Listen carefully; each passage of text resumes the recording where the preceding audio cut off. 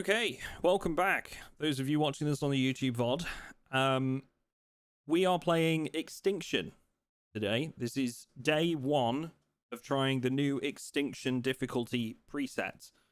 If you're not familiar with what that is, the difficulty sandbox setting presets have been overhauled, and Extinction is now the new most difficult version. Zombies have random cognition, so they can sometimes open doors and are better navigators.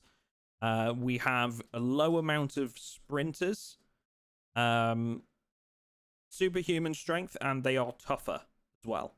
So, yeah, zombies are no joke in this game mode. The darkness of night is much darker. There are other various effects that this sandbox setting has. We have picked Rosewood as our spawn, and the only two changes we've made to this preset are we've gone from 1 hour days to 1 hour 30 minutes. And the other change is that we've made zombies speeds active at both day and night, because by default you only get sprinters and fast shamblers at night in this setup, which seems like a bit of an oversight to me. So this is going to be really difficult and should be quite a big test of my abilities. Okay.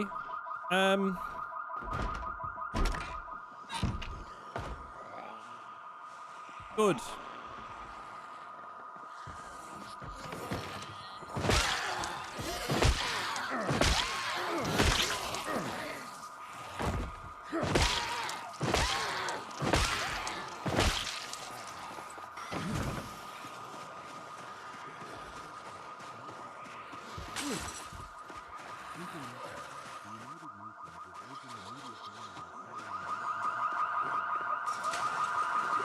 This is fine. Everything's fine.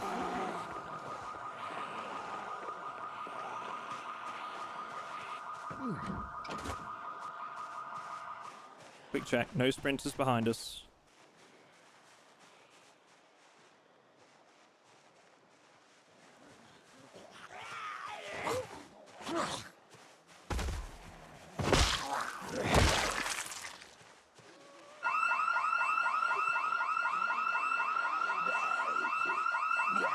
Okay, respectfully.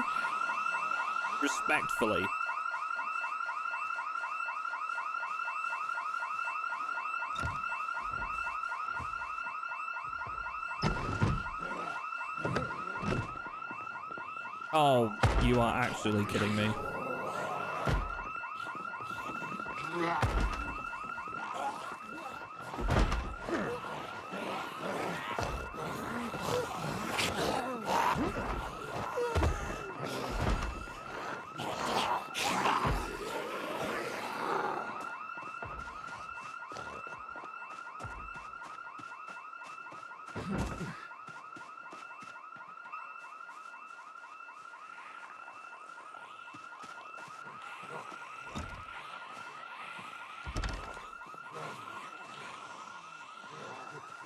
Okay, these ones are slow shamblers.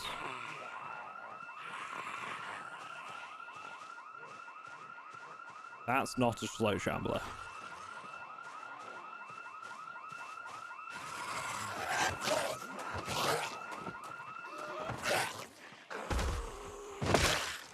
Okay, I think that was quite possibly the craziest start I've ever had in Project Zomboid.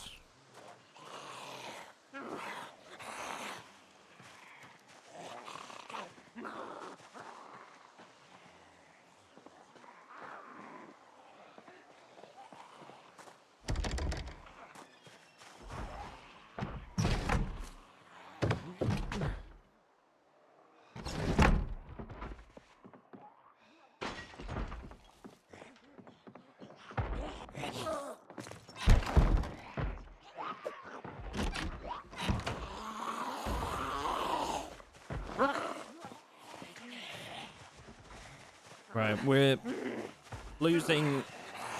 out of breath, so I'm just going to try and use some fences to my advantage here.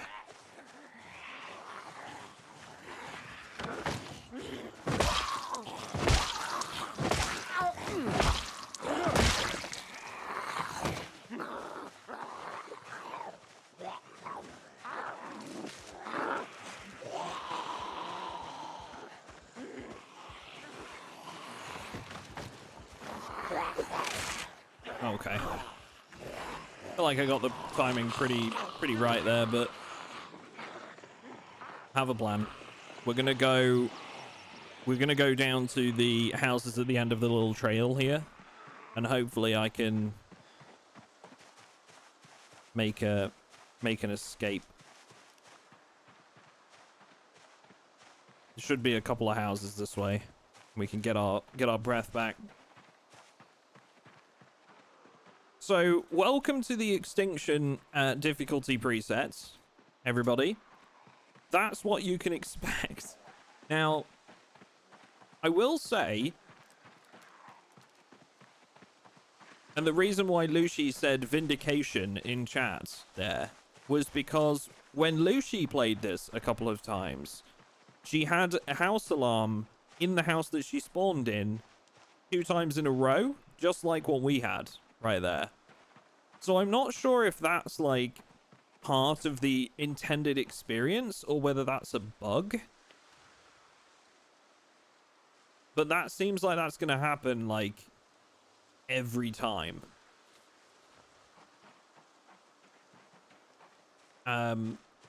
Which is interesting. I'd love to know if that's intentional or whether it's like some kind of some kind of bug. But to have then another house alarm go off on the very first house we went into while trying to escape is crazy. So the fact we've even managed to remotely escape that is something.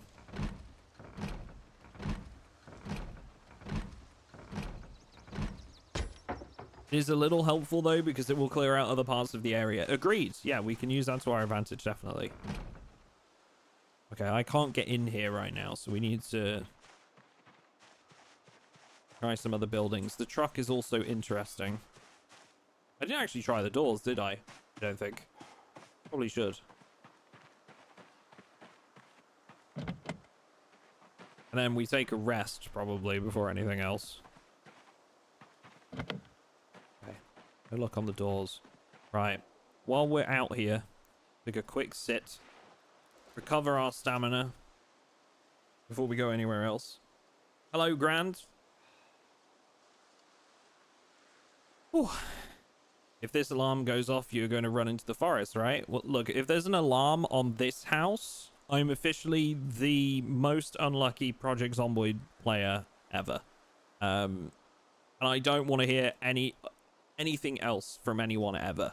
I've already got a reputation for setting off every house alarm in the game. So if this one goes off, I am actually cursed.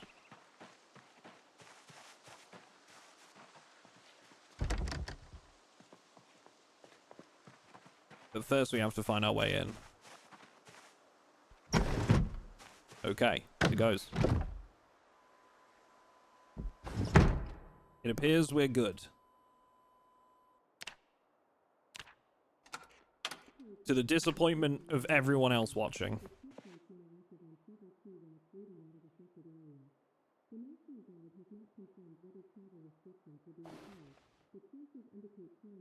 Right. Now, let's do a quick little bit of like... Actually, no. Clear the house first. Clear the house first. One step at a time. Prioritize. This is a good house if we can make this area safe. We've got a meat cleaver and a can opener already. That's massive. First container, we've got a weapon. This is good news.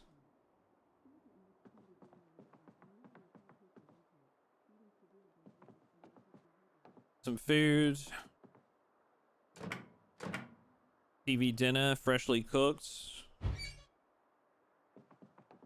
We can have that to eat shortly. Fruit jam, salami, ice cream. Okay. Not bad. Some alcohol wipes, some tweezers, essential medical supplies, especially if we get like a shard of glass stuck in us.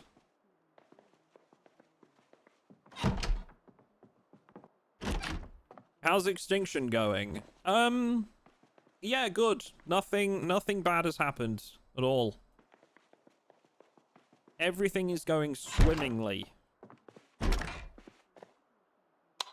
Isn't that right, chat?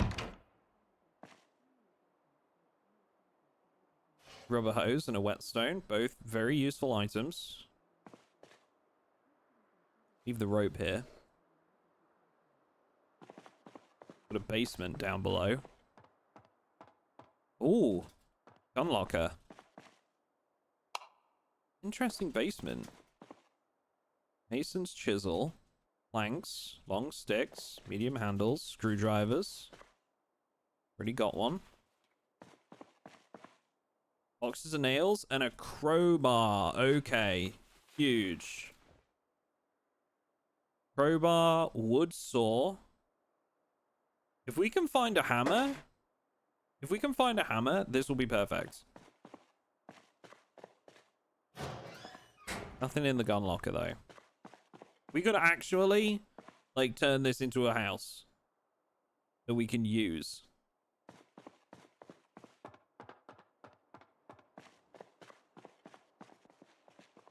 House is a spawn point too. I start here a lot. It is a spawn point. It's a very common one for rosewood. A very common one.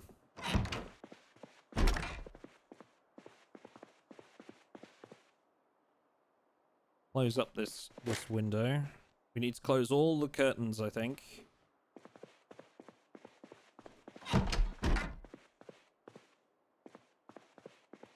And what we'll do is, if there's a room that we don't necessarily care about for windows, we'll take one of the sheets and turn it into a bag. Oh, there we go. There's an extra.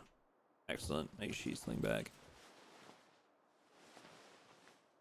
This is looking like a decent start. Honestly, I'm just surprised we survived. The very fact that we survived that first 5 minutes is a miracle in itself. Dental floss. So dental floss is an interesting item. It's a relatively new one. But for those that don't know what dental floss does, it can substitute for thread and also, I believe, aramid thread in like advanced recipes later down the line. It can also substitute for fishing line. So you can use it for making your own fishing rod.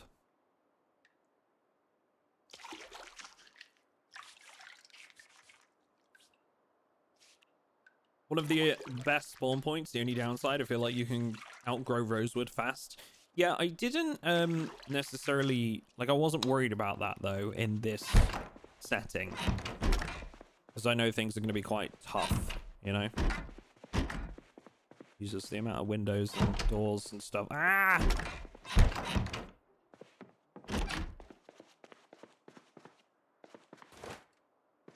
Okay. So the only thing I think we need to find is a hammer. We're going to eat this TV dinner. And I believe woodcraft has just started. Oh, I think it just ended, actually. We just missed woodcraft.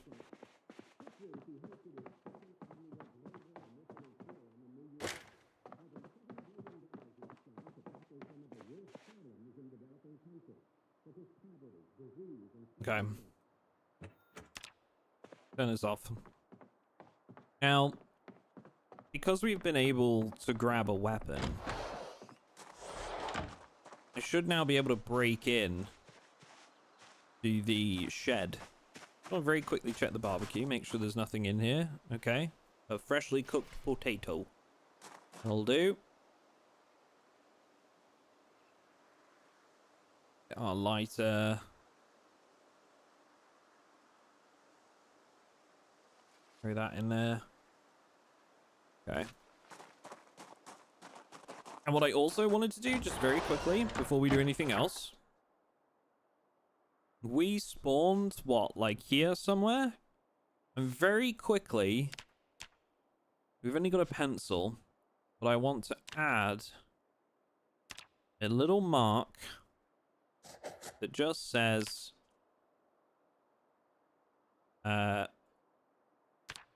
alarm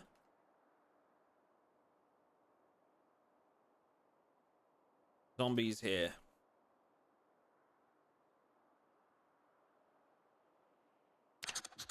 right? So that we know this area is potentially quite deadly.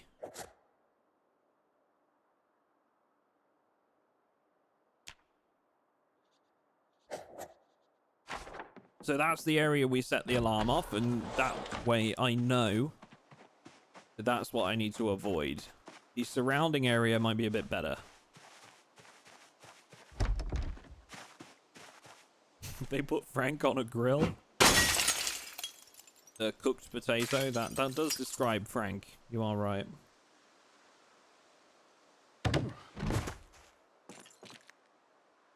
Mechanics 2, interesting. Welder mask, steel sheet, steel rod. These are all like half decent weapons, so let's grab these as extras. Sadly, no hammer. Which is what I was after more than anything.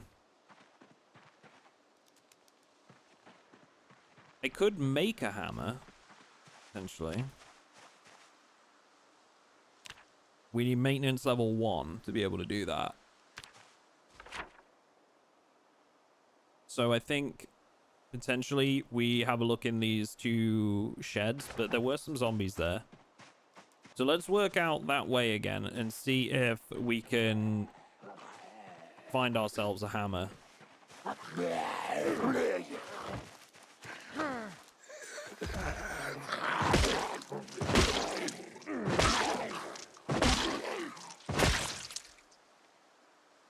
Welder mask is bad defense. Like, does it make you tired quickly? So the thing with a lot of protective items is that they add discomfort to your character. They make you uncomfortable, which then makes you stressed and sad as a result.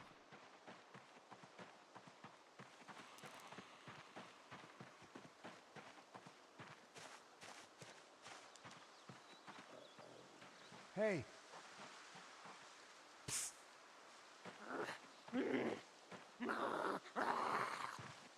I'm just being extra careful.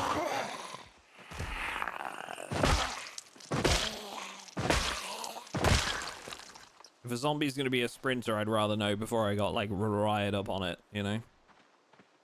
Oh my god, it's Avril Lavigne. It did look like Avril Lavigne. Remember when Avril Lavigne was featured in one of the Sims games?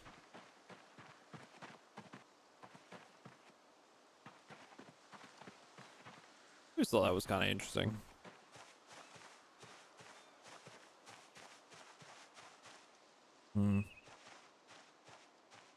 Zombies off in the trees there. Come on.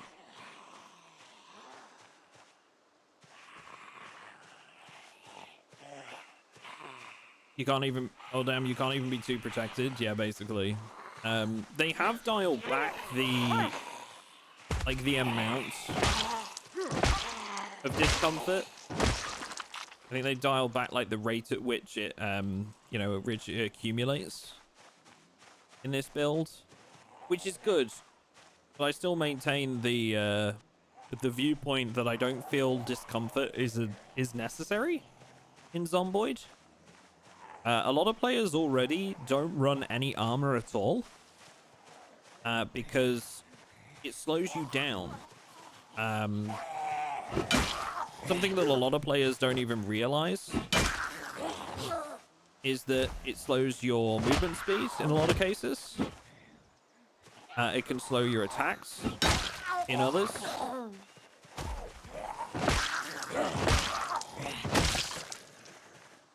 And generally speaking, yeah, it's just not really as good as some people think it is.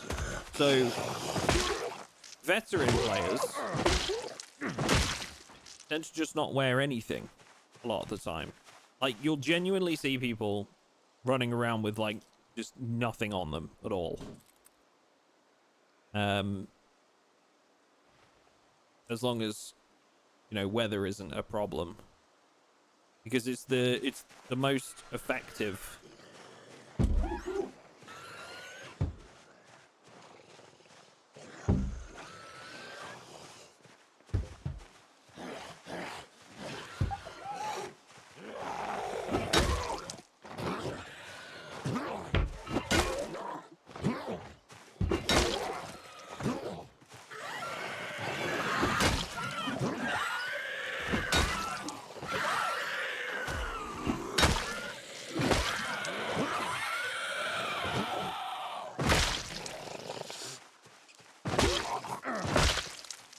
the sprinters sound so terrifying. Their audio effects are just so creepy. So this is the thing with them having like random hearing and stuff like that. Is like some of them will hear you from a lot further, some won't. How do you find the difficulty so far? I can't really comment at this point in time because I'm literally inside my first like hour. But if it gives you any indication, we spawned into a house with an alarm and then immediately, having ran off, ran into another house with an alarm. So it's been a trip so far. I heard you out there. Where are you?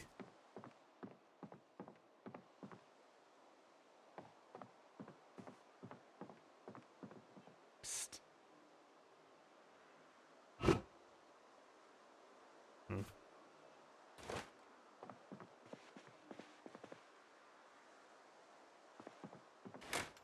Fine, Chad. We don't need to think about that.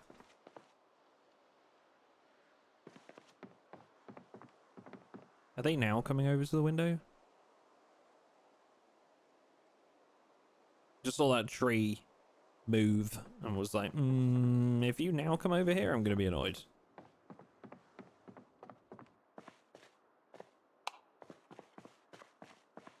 What else we got here? Box of canned dog food and box of fruit beverage. We'll take the beverage. That's a lot as well.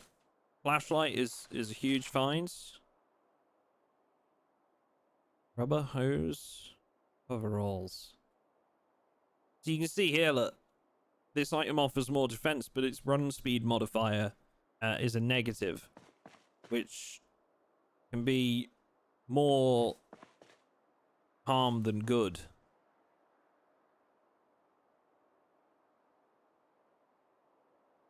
I am, however, going to take these rubber boots.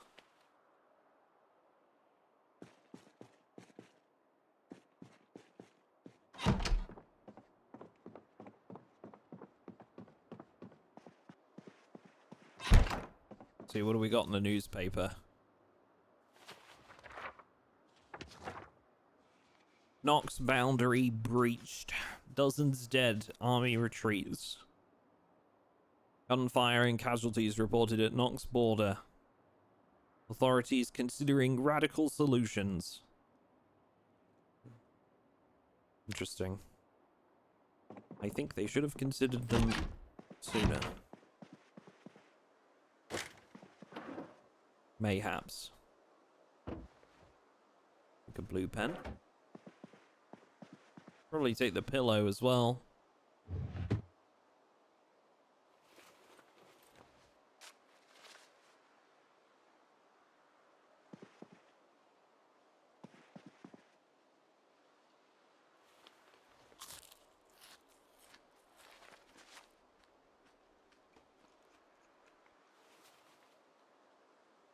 Oh, I still can't fit that in there, huh?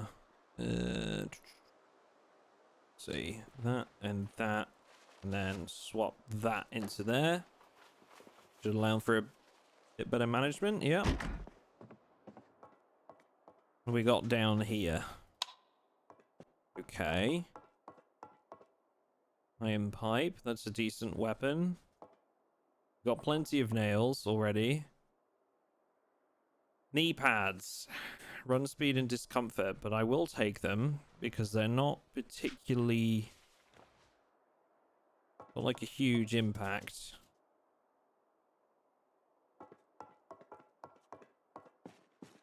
Still no hammer.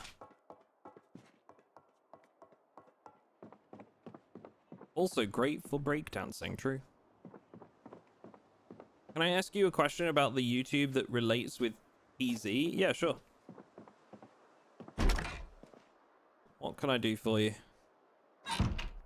Yeah.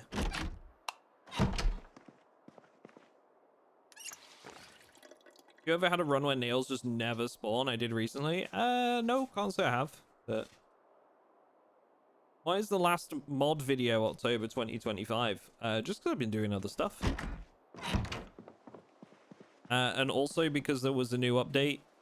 And when there's a new update, mods tend to take a while to, like, settle, right? Or become usable on that update.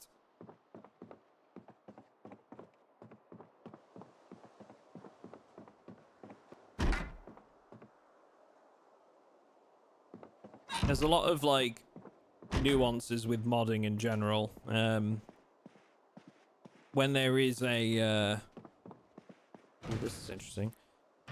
Nothing, dude. When there is a an update, a lot of mods become unusable or break, and because we've recently had, like, some quite substantial ones, obviously with the release of, like, multiplayer and stuff like that, at the start of the year, it's taken a while for mods to get back to, like, what I believe to be, like, a proper state worth, you know, so I can actually cover a decent amount of mods in a video. That said, I have actually collected a list of mods that I want to cover in an upcoming video. We've just had, like, a really busy sort of, what, 2 or 3 weeks between sponsored work and, like, upping the pace of video output for a short while.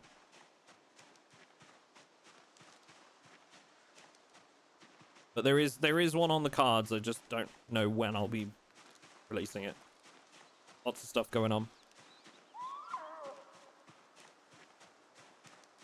Funny how you can wear a full set of knee pads and arm pads and they won't disrupt your comfort level. Yeah, certainly not quickly, at least. But I think that's good. Again, if anything, I feel discomfort's been overtuned in the past, so I'm kind of happy that they've dialed it back. Oh, I haven't even unlocked the door yet. Probably do that. Wow, okay. Need to be careful of that one. Because that window is death trap.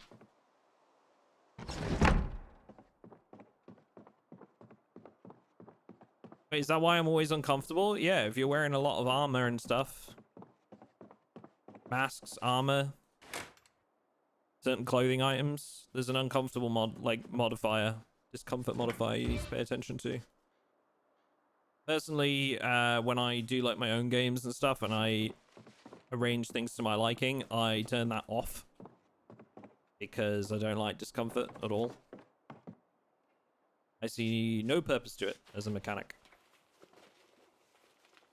When in a world where we're already rewarded for wearing less clothing,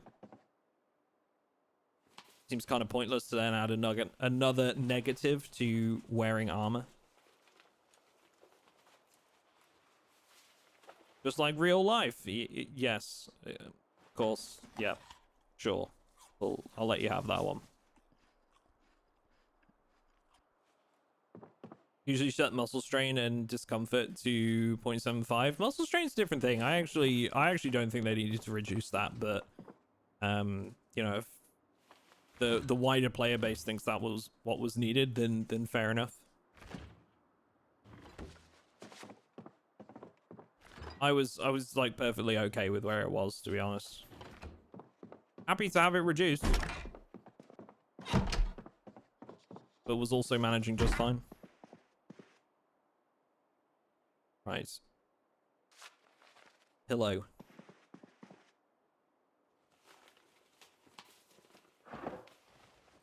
Oh! I missed this the first time around. There's a vehicle key. That's huge. Right. Spare weapons. On here.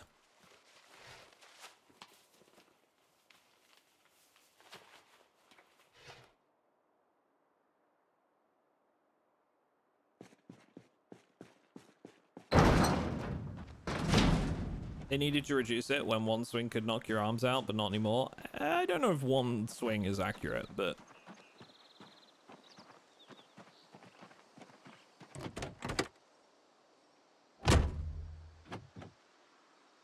again, I realize that my opinion may not echo the rest of the player base, so whatever. I think they'll struggle to balance things like that because it's everybody will have different opinions on it.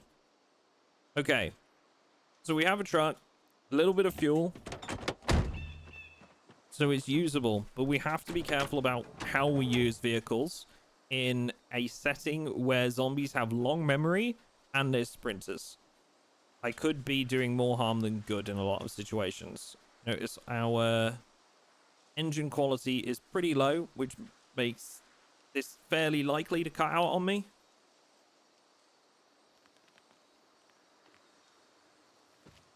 Shields! Thank you very much for the Prime sub. Appreciate that. Very, very kind of you. Also, we have follows from T. Maya, Busick, Kinuviel, Canadian Crusher, Mar42, a Flaccid Sock. I've never met a rigid sock, honestly, and I'm kind of glad about it. Vilcas2290 and Miguel Last and Kookaroo. Thank you all for the follows, guys. Appreciate it.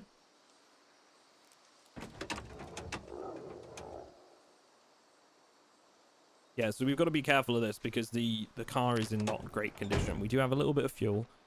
So I think what I'm going to do is try and make it back up to those houses where there's a couple of sheds. I would like to try and get ourselves a hammer. That's my goal.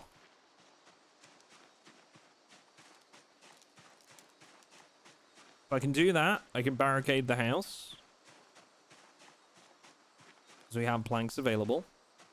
Potentially create some more storage later down the line. And then I think my next course of action, I may almost just try and like push to get myself a firearm, honestly. But we'll see. Okay, this house is like empty.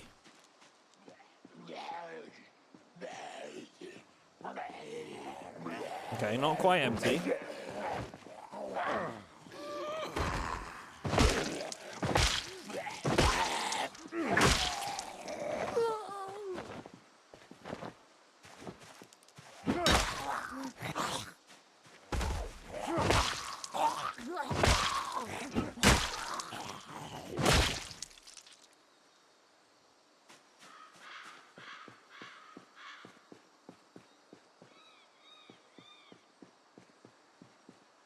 We are in Rosewood, yes. Southeastern corner of Rosewood.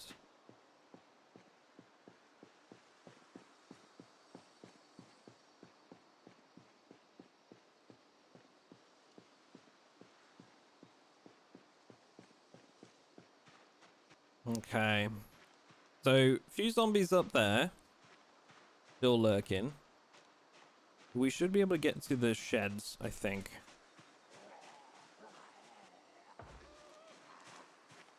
One in the house, at least.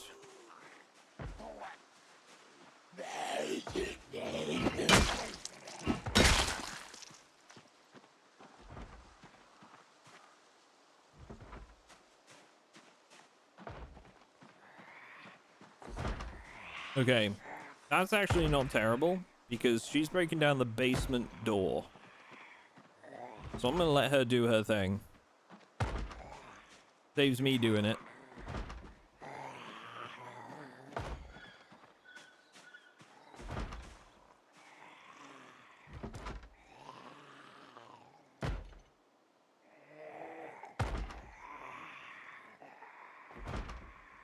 Crafted jeans.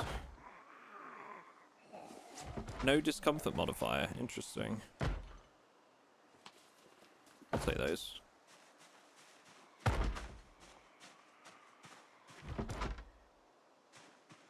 You try and make your way towards the fire station. Fire station might be a death wish in this scenario. Yeah, you're both right. I mean, it's valuable materials, but also could be risky. More interested in getting a hammer right now. Try and secure our own location.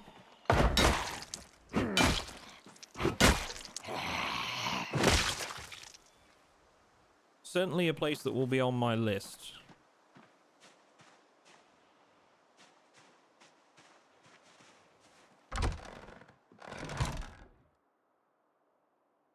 That tape is good. Half-mast respirator, also good. We're going to keep this. Reason behind that is I believe...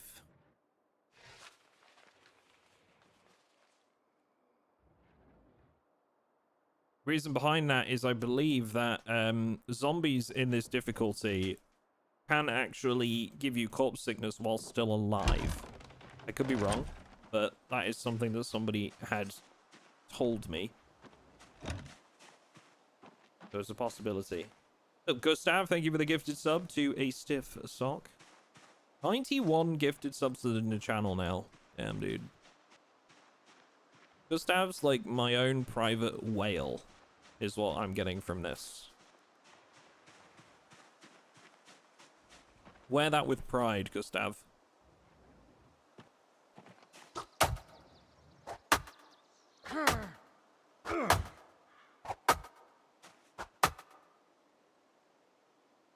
I'm gonna try knocking down this door.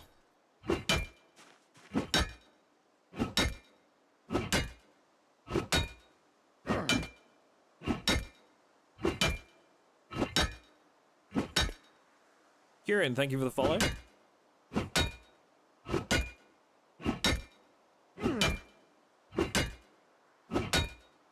Okay. Muscle strain, so we need to take a break. Good time to search the house, perhaps.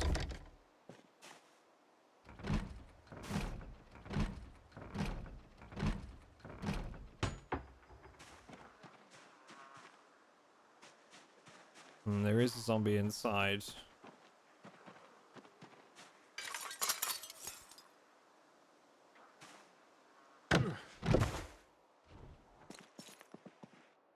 Oh, shotgun and a box of shells.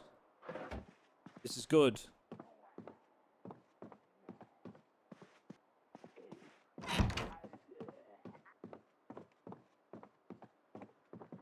I feel there's a zombie in there, personally. Oh, okay.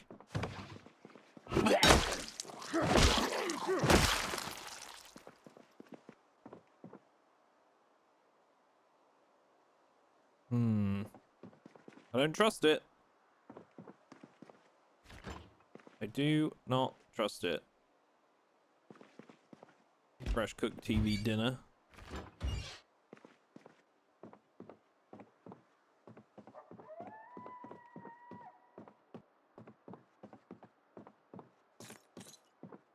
Okay. Crowbar already, nice find. Yeah, we had a very, very rough start, but recovered quite nicely.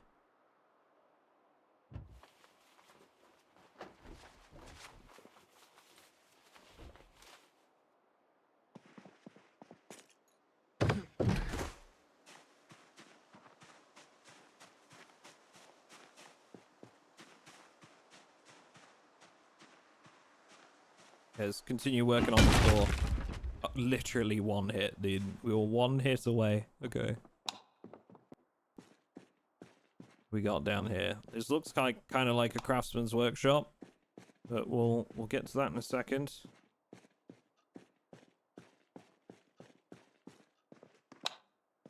Okay.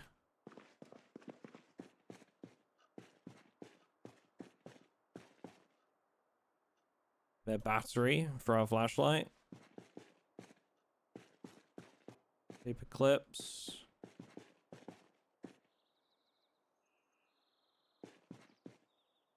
Aha! Okay. We have a hammer.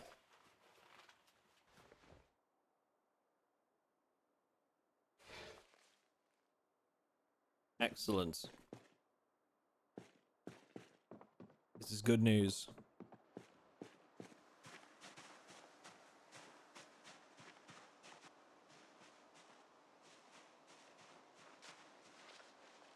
Carrying a little bit too much. There's some stuff in my bag here.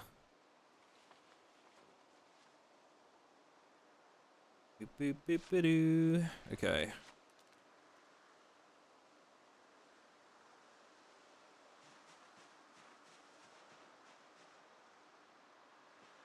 Should probably back up. Oh, wow. That's at the end of the road to my house. Okay. That's not great. We're going to need to clear those guys out. Honestly, might not be a bad use for the shotgun. But it's also going to be very loud doing so.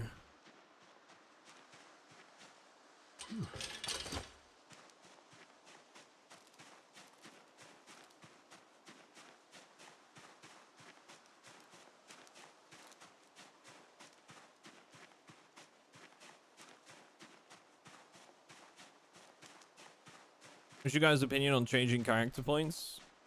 Ooh, what do you mean? Like, do that you need to change it, or do you mean like you changing it in your playthroughs?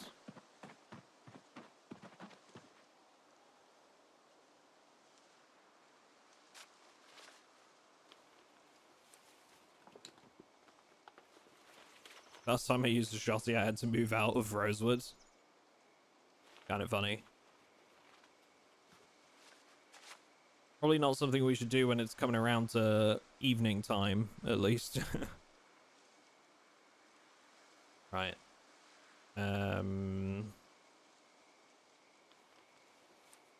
Meat cleaver. Right. Hammer. Okay. So,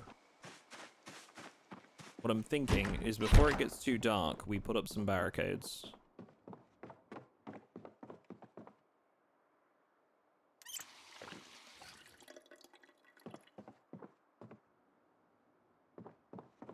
If you're talking about, like, you know, changing the point allocation in your own playthrough, well, you know, it doesn't matter. Do what you want, right? Like, it's your playthrough. Don't let anybody tell you how to play the game.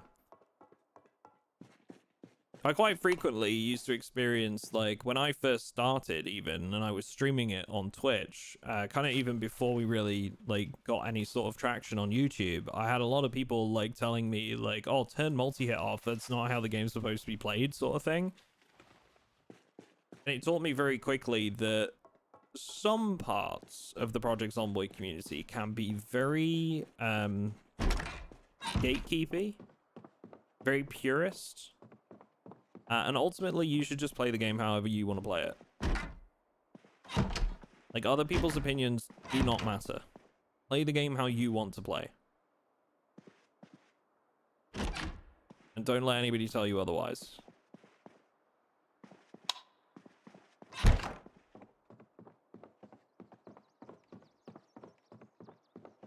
Every community has its gatekeepers. Yeah, you're not wrong. You're not wrong. Right, hopefully this will not draw Zeds from the neighboring area. So I need to grab some nails. Sorry, I forgot the box of nails.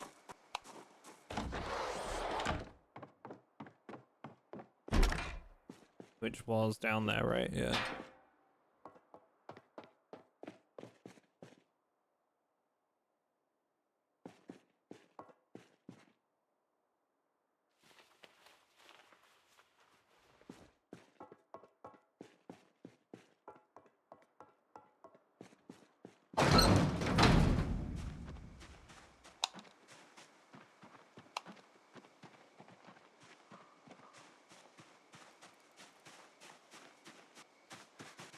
We should unlock multi-hit at certain strengths. I feel like there's probably a mod for that, honestly.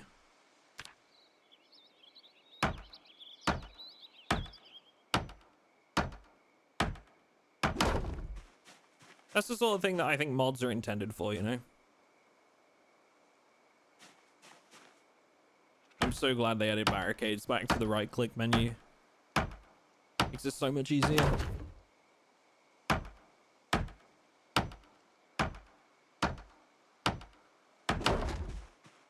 You'll notice, chat, I'm barricading the windows to the bedroom. I'm prioritizing the windows closest to the bedroom space. I don't want to be interrupted while sleeping, because that's when we're most vulnerable.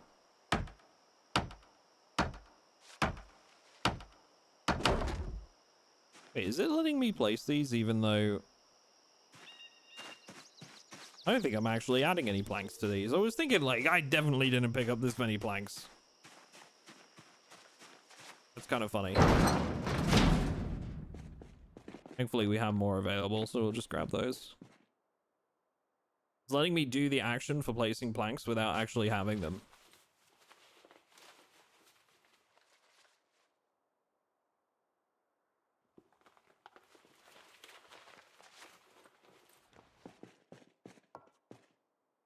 I do genuinely think this new sort of like overhauled difficulty setting it will be like playing a new game for some of you.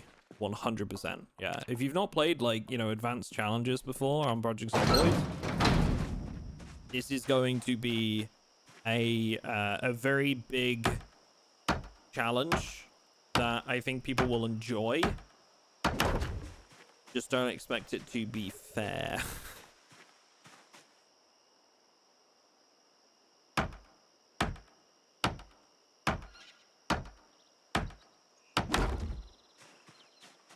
As you mentioned in the last video, you aren't a firearms enthusiast. However, I wonder how different interchangeable ammo types could shake things up. Although I never really use them, Fallout New Vegas is a good example. Certain types help the weapon condition, but negatively affect damage or spread or something.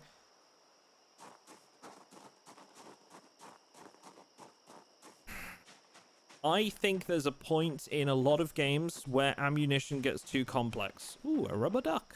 Look at that. Thank you. I think there's a point in many games where ammunition types get overly complex. And I think that would be passing that point for me. Again, probably mod worthy, but yeah, that'd be too much for me personally. But as you've said, I'm not a firearms enthusiast, so...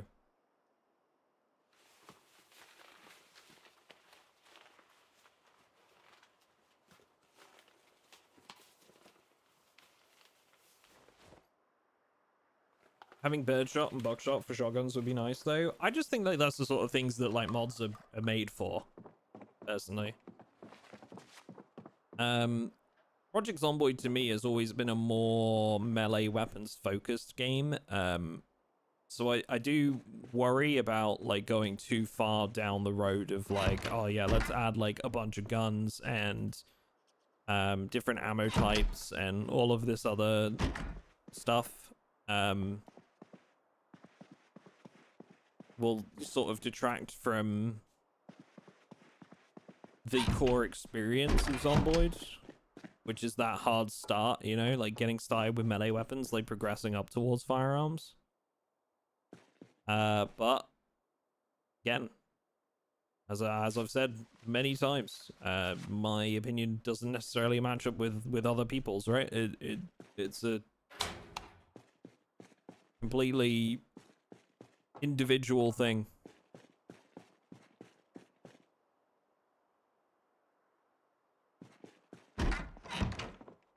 I do think that's what mods are designed for, generally speaking. Right, so we have barricaded the bedroom windows at least. Just going to double check because I can't remember if there were more planks in here. There are not. There are steel sheets, but we don't have a propane torch. So I think what we're going to do now, start winding down for the evening and read Maintenance 1 and then get some sleep. Maintenance 1 is huge, by the way. Maintenance will go up just from us like passively using our weapons. So having that boost early on to maintenance XP gains is going to be very good.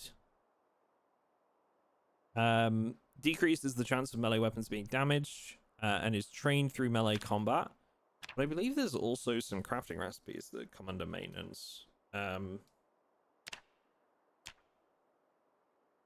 There's no real way for me to filter by the level of maintenance I have.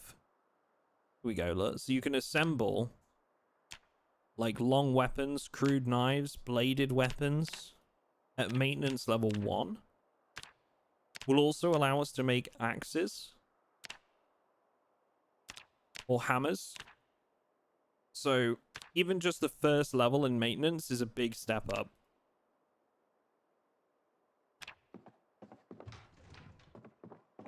Right, let's take a seat. Start some reading.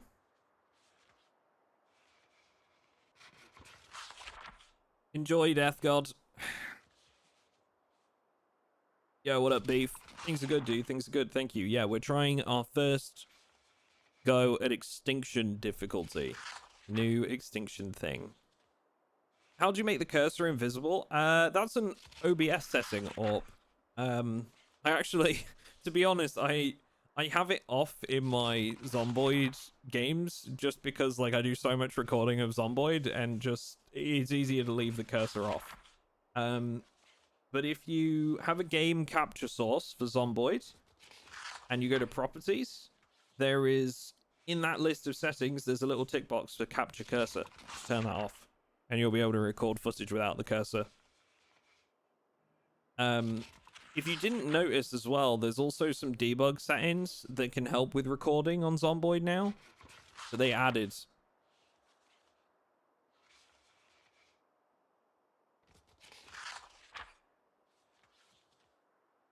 Bigger Chunk, thank you very much for the 3-month subscribe, sir. I appreciate that. It's very, very kind of you. The support today has been really, really nice, so thank you guys. I appreciate everybody coming out and tuning in and whatnot. We might do a little bit of variety later as well. Thanks for stopping in. Do appreciate it. Yeah, there's a couple of settings that they added in build 42 when you have debug mode on. Gustav, could you stop gifting people subs when I'm trying to tell them how knowledgeable I am about Project Zomboid? Jesus, dude, read the room. Honestly. Next time you give me money, could you do it at my convenience, please? That's all I'm asking. Gustav, thanks for the gifted sub to Orp. I appreciate it. Thank you, thank you. Yeah, there's a bunch of debug options for recording now. So you can actually turn off, like, container highlighting, for example. So it won't, like, highlight containers as you pass them. Gustav, thank you for the gifted sub to Interruption, you absolute valued subscriber of the channel.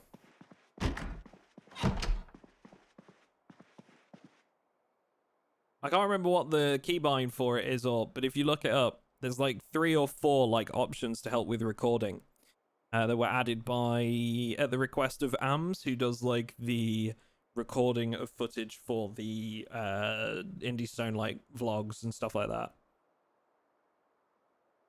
Can be very, very useful. We should eat and drink before I sleep.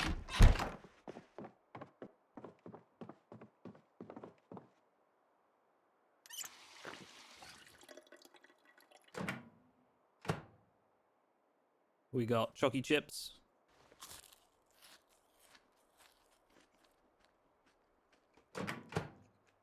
We don't have much else in the way of food. I think we had some stuff in the fridge. Jam, potato, salami. Could do with finding a cooking container. Can we use a baking tray to make a roast? No, we can't. Yeah, we could do with finding some cooking containers, maybe. Let's eat this creamsicle. We are losing weight, so that's something I gotta keep in mind. We gotta eat some fatty foods. Right, we'll sleep.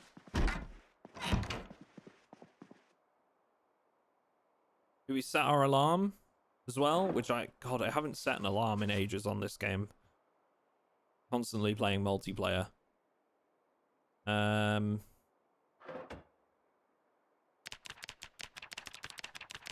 Let's go for 5 a.m. so we can wake up and catch the 6 a.m. show. Do 5:30, actually.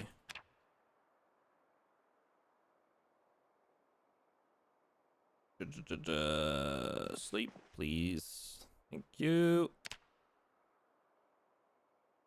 Pray for no interruptions.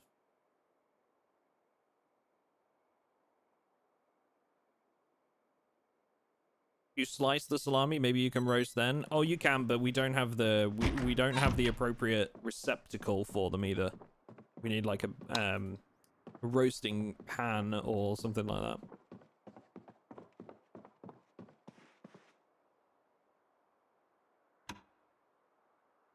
Okay, TV's on. We're gonna take a quick sit, learn about some more maintenance, and listen to the first show of the day for some cooking XP. Surviving's going well, thank you, Spray. Which is surprising, to be honest.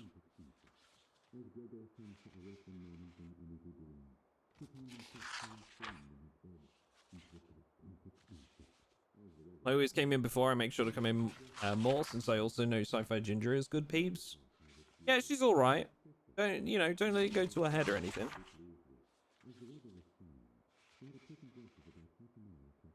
I don't want to get her confidence up too much. You know.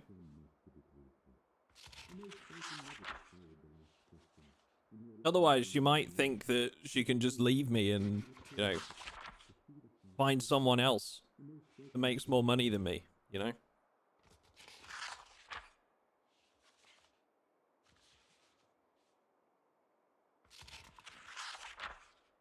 What? Nothing.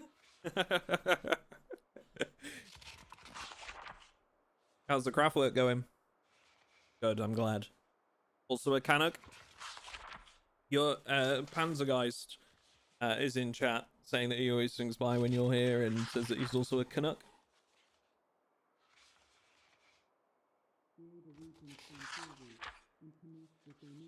Gotta keep her on her toes, exactly, that's it. Apparently she knows you know them as Jack's Darkness.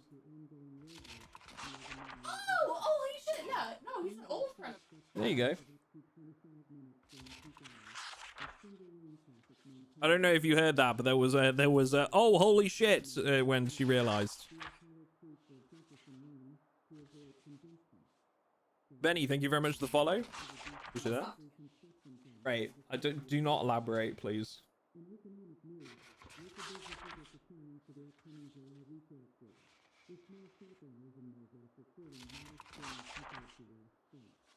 Oh, there's a good Frank sitting on his blanket right now, chat. Do you want a Frank cam momentarily while we're reading this book? Hang on.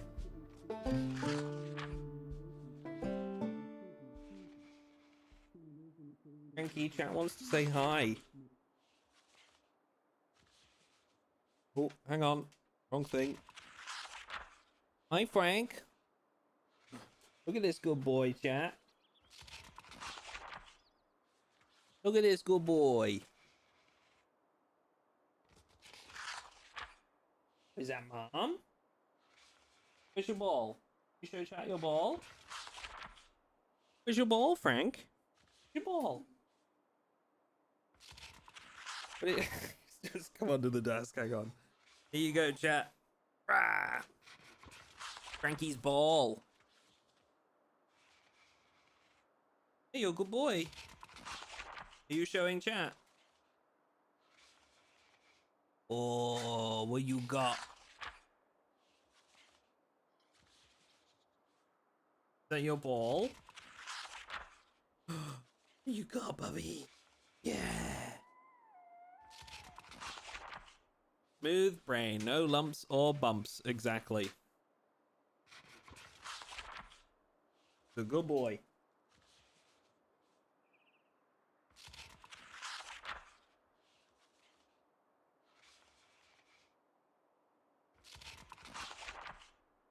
He's a very good boy. What's up, Aramastan? How you doing? Right. TV off. Back to work. We got some zombies to clear out that moved in up the road. I think I'm going to bring the shotgun just as, like, emergency. I'm also going to put the hammer, like, on this table just because Feel like we'll be after it fairly often.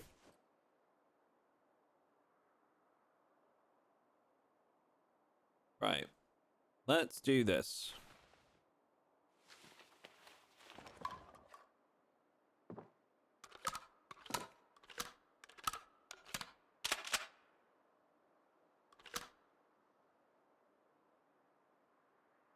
Okay. Shotgun loaded. Extra rounds. Shotgun in bag.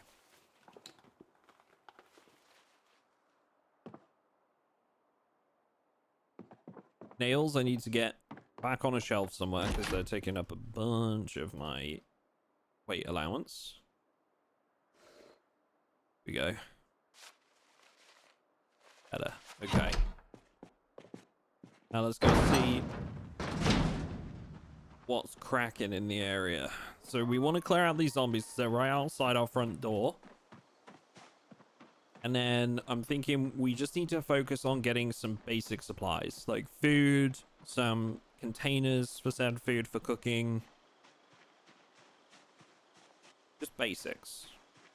So nearby houses, I think, will be our best bet. Now I'm going to start ticking off houses we've looted. So go with a blue pen.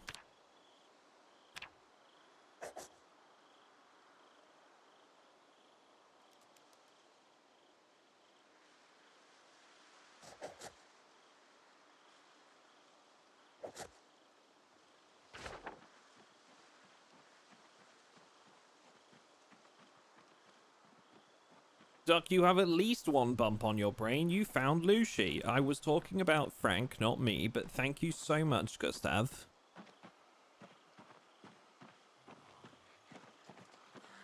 He looks like he would give excellent cuddles. Frank is a big cuddler. He is the most affectionate dog I've ever known. All he wants to do is be on your lap and cuddling all the time.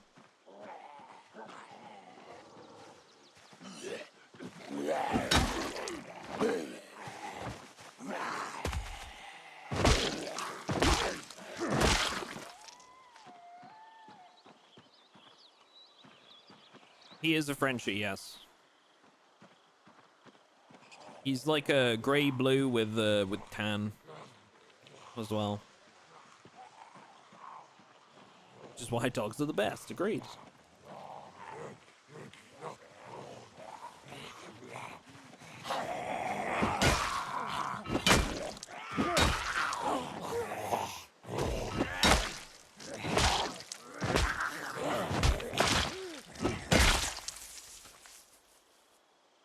Yeah, Frank is a Frenchie. He came to us, I don't know how long it's been now, 9 months? Jesus. Feels like yesterday, but I think it was about 9 months ago. He was in drastic need of surgery to help with his breathing, as a lot of Frenchies are.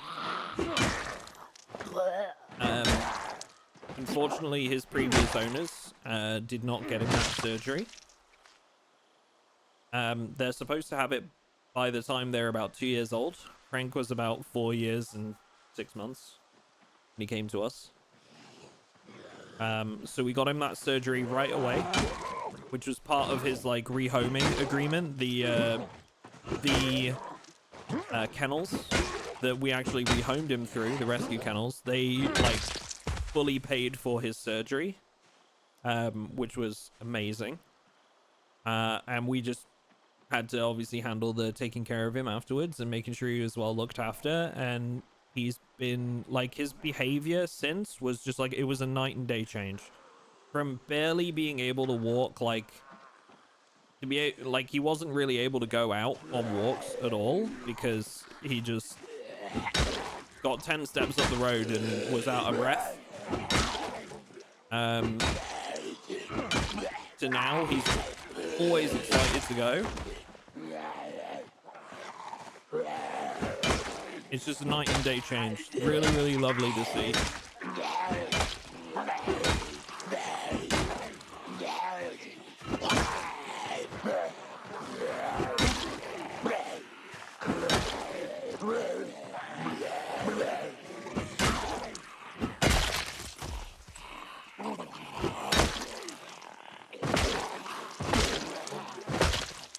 Damn, dude, that superhuman strength is not messing around.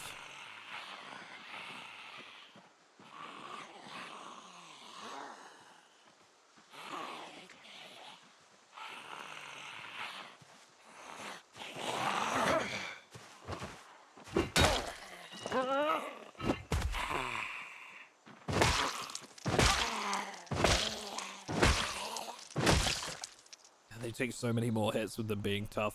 Okay, we're gonna take a break. But that's most of these guys cleared. I think there's a couple more out there. Couple in the woods next door.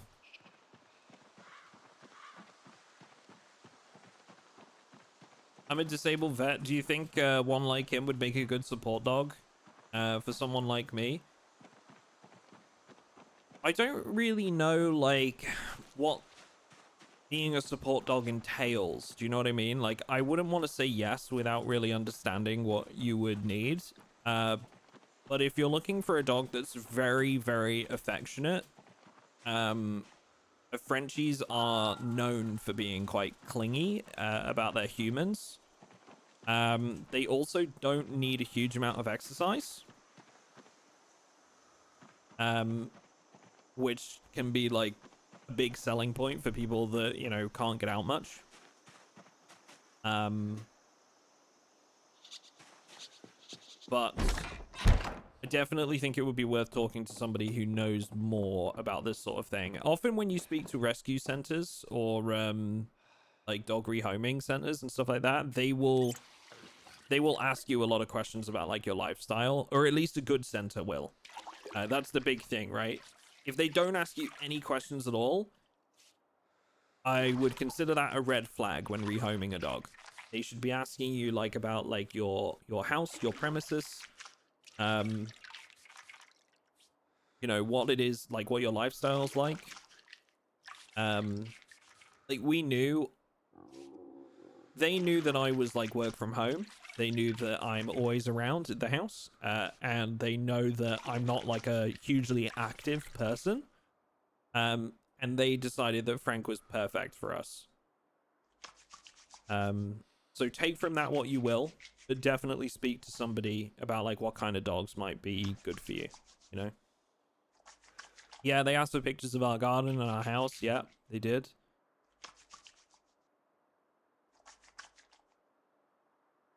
As one disabled vet to another, talk to your VSO. There are places that help us get dogs. That sounds like very good advice to me.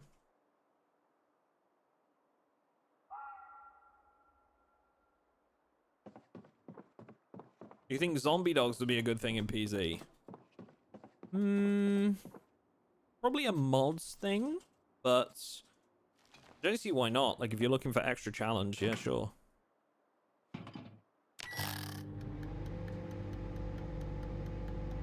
I know this is already cooked. We're just warming it up. When did that just turn off straight away?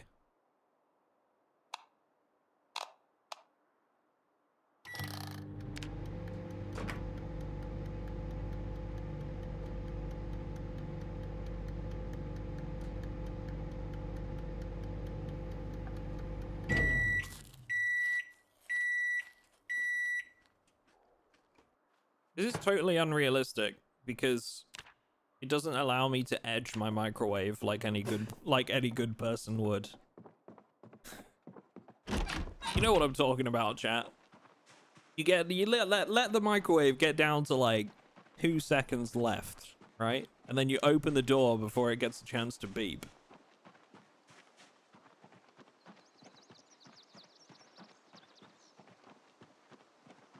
Always cancel at 2 seconds, exactly.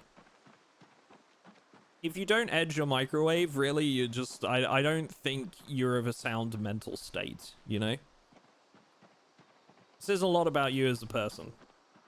Always cancel, yeah? 100%. Always. I live life on the edge and cancel at 1 second. Alright. Listen. Let's not get crazy now, alright? Got a hard man over here, Oppenheimer. I get to finish, the microwave never does.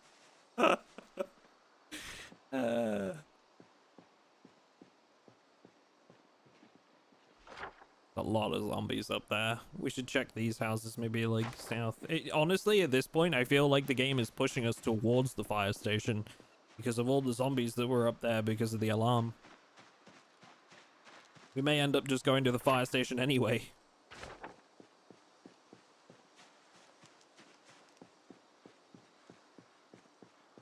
My microwave doesn't have a digital timer. It's a knob dial in. It's a knob to dial in minutes. That just seems like a fun challenge, though. Honestly, I'd guess when it was about to finish. You know.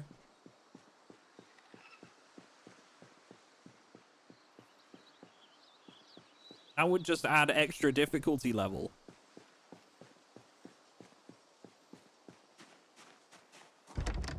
This conversation is disgusting. It's 1 second, not 2.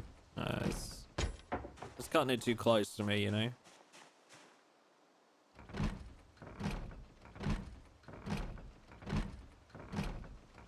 A lot of commercial microwaves still use knobs. I mean, just, you know, you can just say it. Just say you grew up poor. You know, like...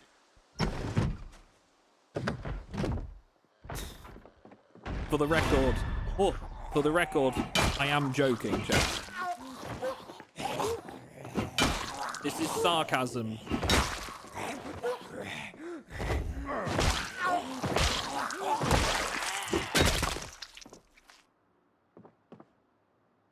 Bunch of brokies with your manual microwaves.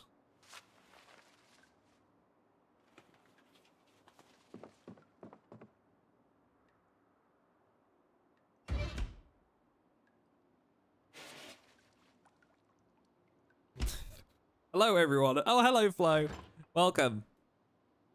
We're having a completely normal discussion about microwaves and how I like to edge mine on the very last second.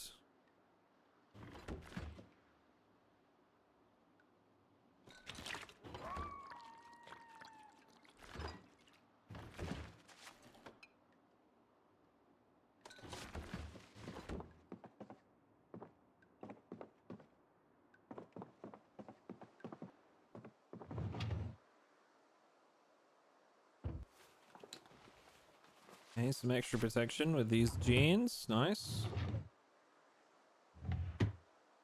Gabriel, thank you for the 9 months. Appreciate that. We also had Benny Bennington and Potato Imim for the follows. Thank you.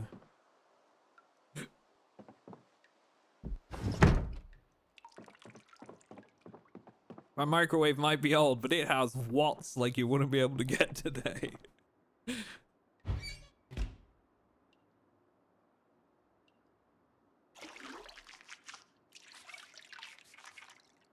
Yo, Gustav. With the microwave fish gifted sub, and Kabiriel with the 5 community gifted subs. Thank you, guys. Much appreciated. Guys, can we get some Mr. Atom bread ups in the chat, please?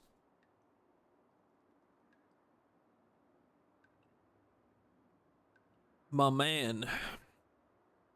My man. Okay, we got some soup. That's good news. This is good news.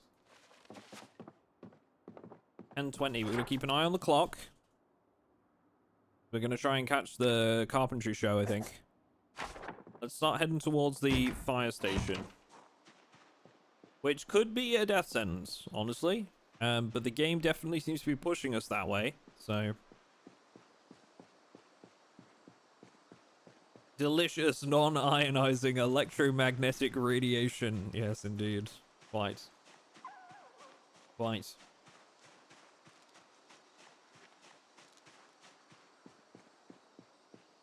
Today I learned I'm a gracious lover to my microwave. Welcome, Wood Nichols.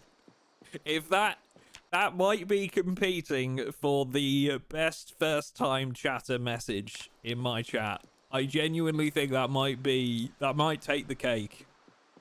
You'll fit in well here. Well done. Set another alarm for 11:30ish with sprinters? Hell no. I don't need that. That's asking for a jump scare. Wait, is this the... This is the junkyard, isn't it? Yeah. This is the junkyard here. Which means the police station should be up this road? I think.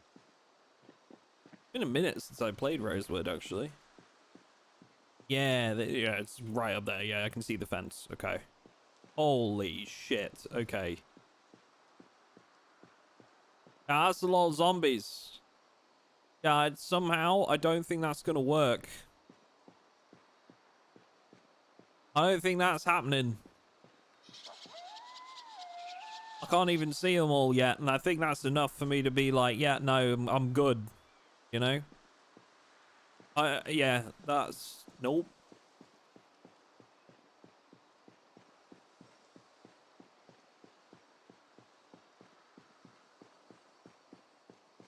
My brother put a Rice Krispie treat in the microwave, still in the wrapper, which is made of aluminium. You know what's amazing? I used to know someone at university. I've told this story before. Used to know someone at uni that had no common sense but was very smart, and they put a tin of baked beans in the microwave. In the tin. Needless to say, thankfully, someone caught that they'd done it very quickly. But my God, that could have caused some issues.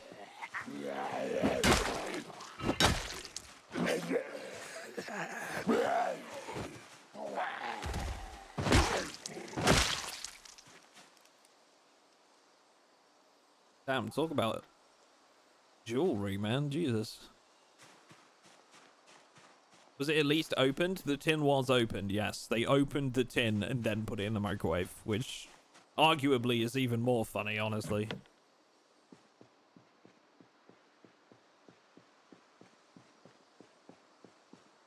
Yeah, everyone knows you put the tin of baked beans in a pot on the stove. Jeez. Well, hey, we got a key here for this vehicle. Not many zombies here. We could probably turn this into a base, honestly. Got another set of keys over there, right at the back. I think it's a mouse. A little mouse. Maybe a little mouse.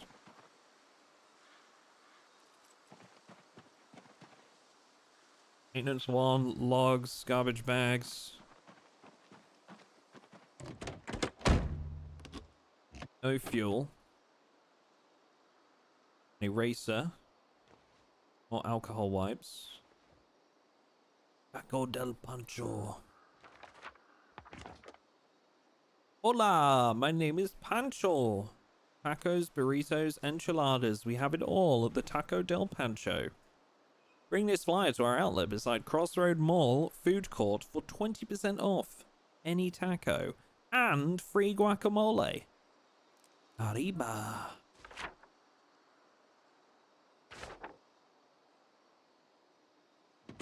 $20% off and free guacamole. Damn, dude. Free guac? Once based in the storage yard, died there too. That's where I learned not to eat burnt food. Always a good rule. Oh, oh, come on now. Really?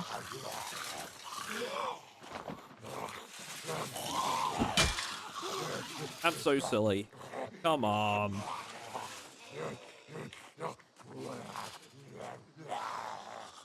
Well, now what am I supposed to do? I thought they only run between 8 PM and 8 PM. Yeah, we changed the setting. We made them active both day and night. We changed 2 settings. We made days 1 hour and a half, and we made them active at day and night. Because I honestly feel like that might have been an oversight from the devs. Because in Apocalypse, you get slow and fast shamblers all the time. But for some reason on the difficulty that's supposed to be even more difficult, when they set them to night activity only, it turns everything into slow shamblers during the day, which arguably is making it easier, as long as you keep a good sleep schedule. So I kind of felt like that was an oversight, and so we've changed it.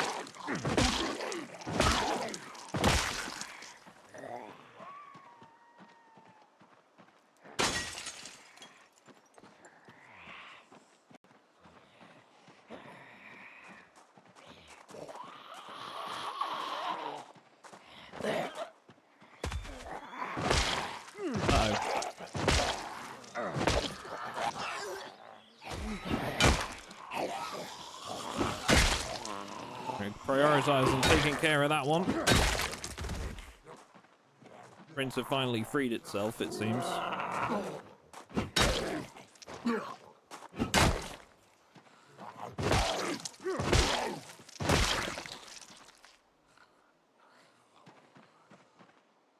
It's the same as the studio challenge, which was easy if you just sleep all night. I feel like a lot of the challenge scenarios are kind of made easy with certain cheese mechanics. Made easier.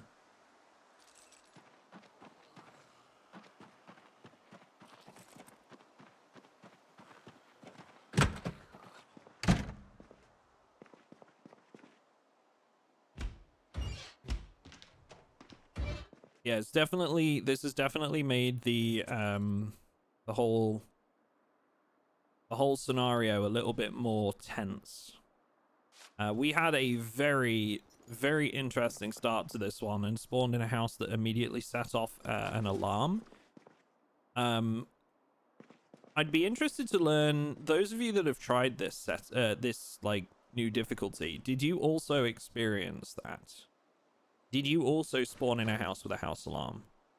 Because my partner Lucy played it twice and also had the same start, house alarm straight away.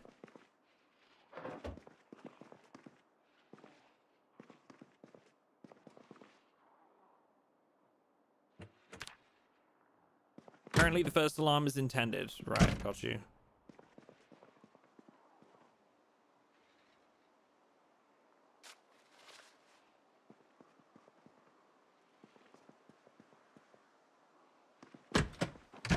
I definitely think alarms have been increased in this setup because we ran from that house into another one and that started an alarm. But we then found plenty of places that don't have alarms.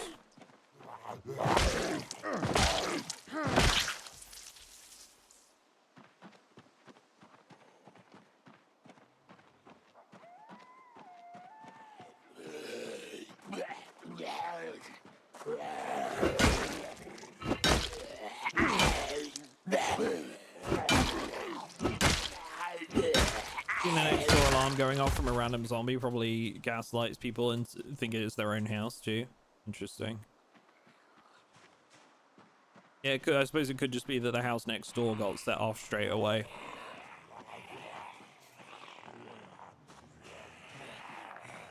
Interesting that the first alarm is intended.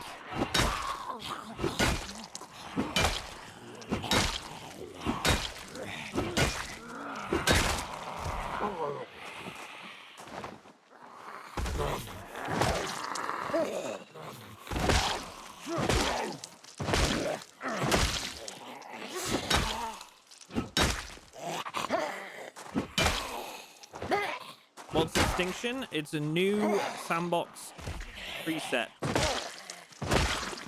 that they've added to the game, which is incredibly difficult. The sandbox preset settings have been overhauled. There's superhuman strength, tough zombies, a low chance of sprinters, more house alarms, darker nights.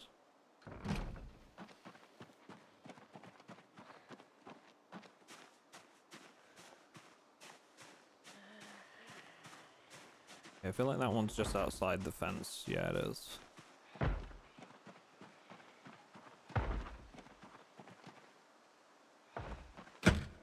Google AI says it's meant to provide the panic and run feeling at the start.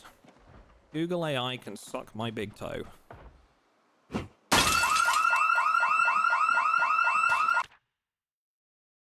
Okay. Well, apparently the game feels very differently about Google AI than I do.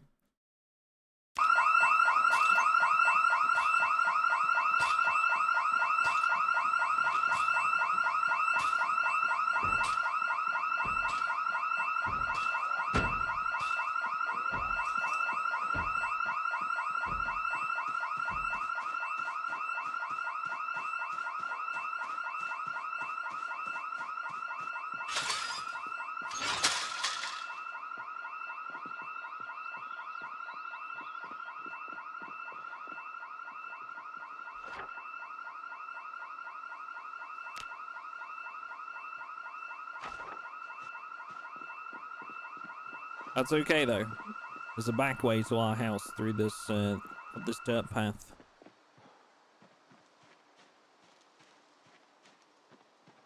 Thankfully, I don't think the zombies really know how, like the majority of them at least, don't know how to path round. That one does though, look at that.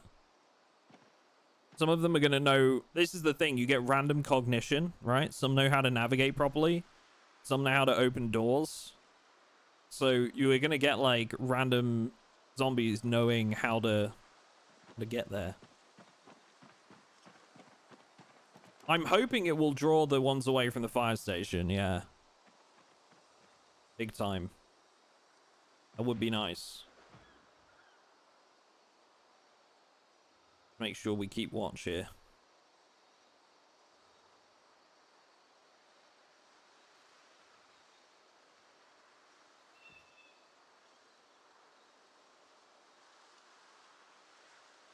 But if we go to the fire station, I'm going to need to take an alternate route. Because if I walk up this road, we're still going to get a bunch of the ones that are on the fence. So I'll need to come in from, like, up here, I think. To the north of it. Where the alarm zombies here sign is. By Buck Street. Which is where another alarm went off. So could be interesting, honestly. Yeah, 6% chance of sprinters by default. Which is actually quite a few.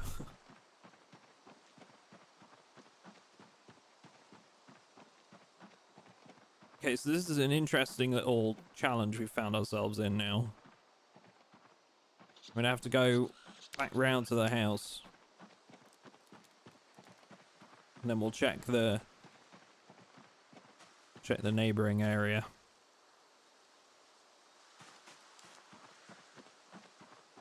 I also love that you don't have to actually pick up foraging items anymore for XP. Such a nice little change.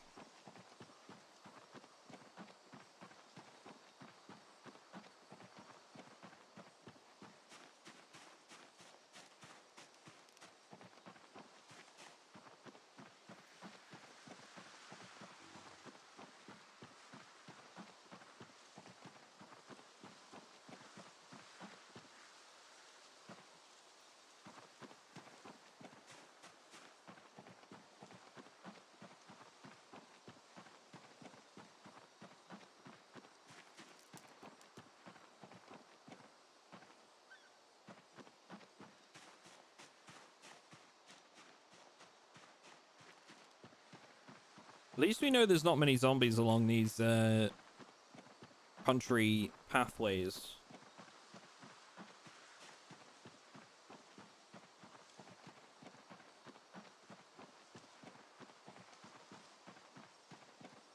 Country roads. How did I know you were going to do that? Honestly.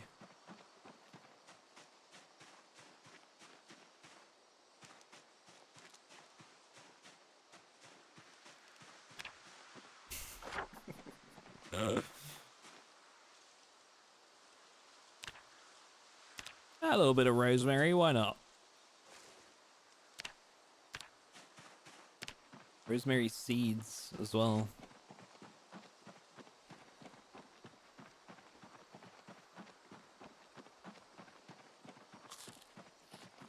Oh no, actually don't need that. It bumps up my boredom and unhappiness.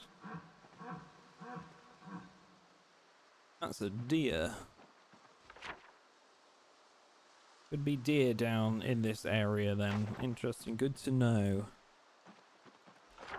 I think if we come around, like, up here, we should be able to quite easily get to our house. Yeah.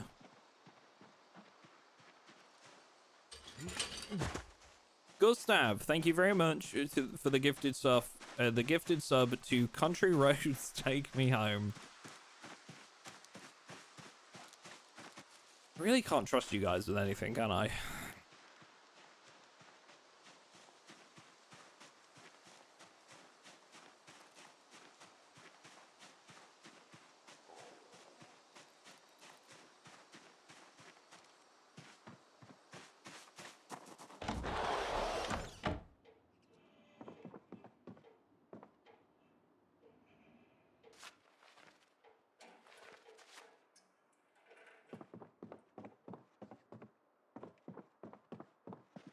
Chad's gonna get DMCA'd.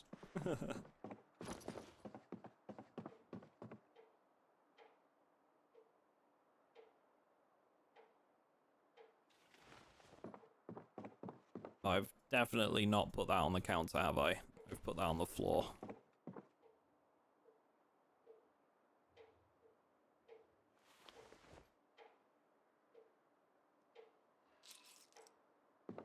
Let's see, did we get the key for this place? We did. Okay, fabulous. Right, so we can actually lock this door. I need to work out which one it is. Well, one sec. Drop this key. Is it this one? Okay. Can I rename this? Yeah.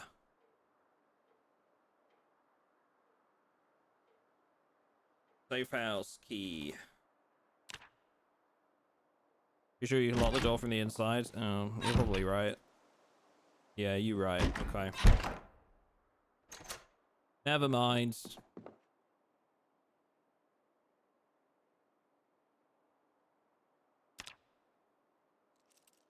We just gotta make sure we lock the door from the inside when we sleep.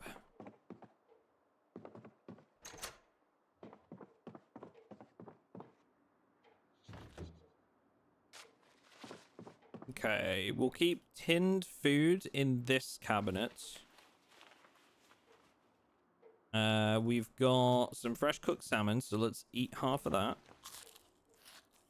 We'll put the rest in the fridge.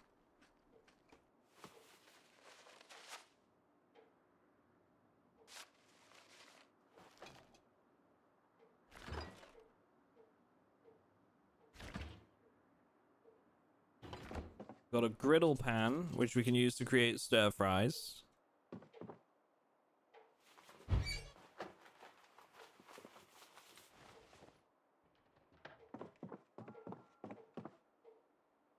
Empty carton of milk, that, you know, is what it is. Pickle. Okay, shotgun. We can put that over here. And then we can place all the shells just next to it.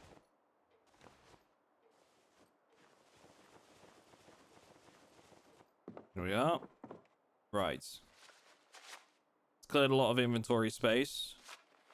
So now I think we can probably start just working our way towards the fire station. I'll mark off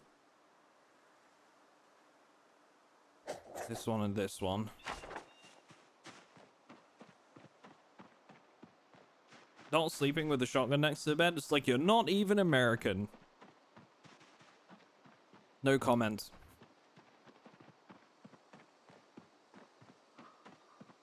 As a former cooking type guy, making a stir fry in a griddle pan sounds like a nightmare. Yeah, agreed. Agreed. All the zombies are still moving that way. So it's shifted, these ones.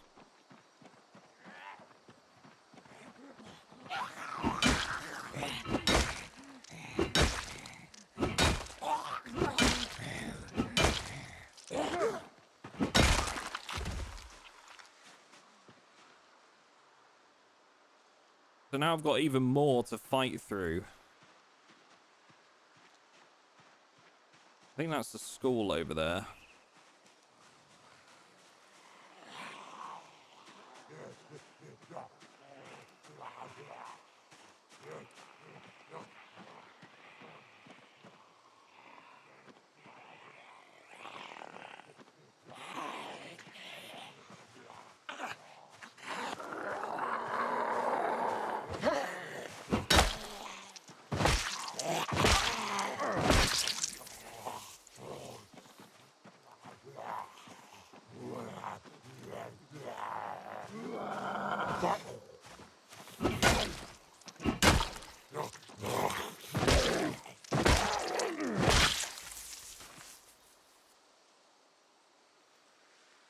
I have a playthrough going in the same house. A sprinter chased me home and lacerated my neck as I jumped that fence. I'm having a blast with Extinction. Yeah, it's definitely nice to have a fresh challenge. Look at all those zombies. This.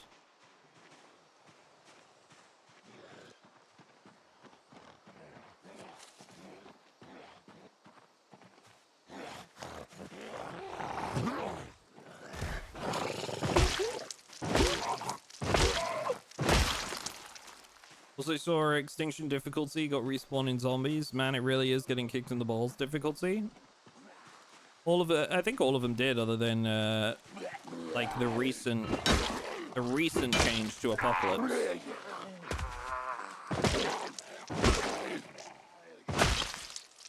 I don't know if that really makes it that much more difficult, to be honest. It just means that, like, you know, after X amount of days, they'll start to repopulate an area. Ooh, school bag.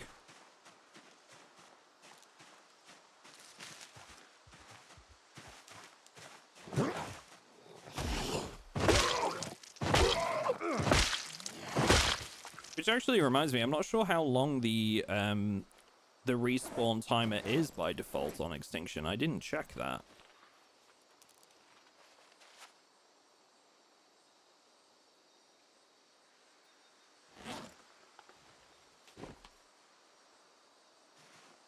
Okay, slight backpack upgrade.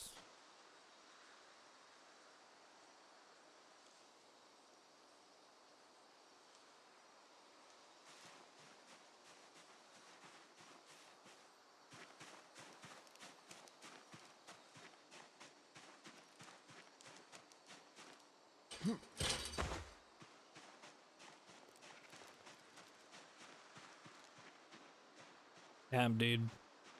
Holy crap. There's so many zombies. Okay.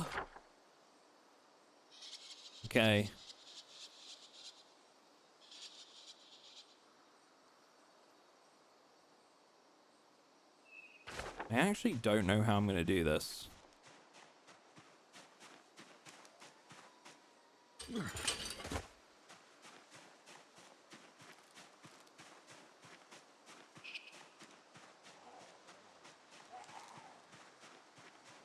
Zombie respawn feels like a shortcut to implementing a proper horde system where zombies migrate to other cities. I don't know about that, man. I think it's like an added difficulty thing. Not sure that was what was going through their heads at the time. It's quite a cynical outlook. Good morning, Mr. Duck and Quackers. Where did you spawn?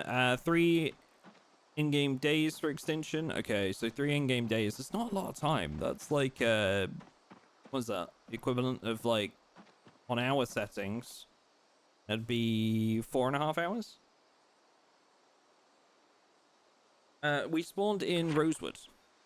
Zagel. Rosewood. What's the population in Extinction? High.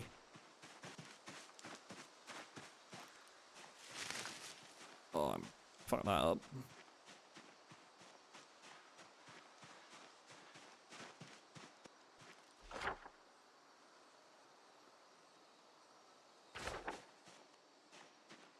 Okay, let's try getting towards the fire station this way then.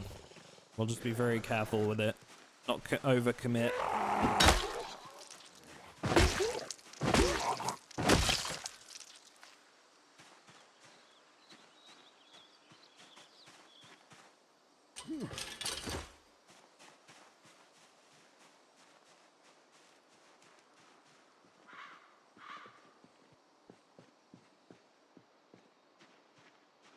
A chunk only has to go unseen for 16 hours, so once you hit 72 hours in game and spend 16 hours without seeing it, you'll have respawns.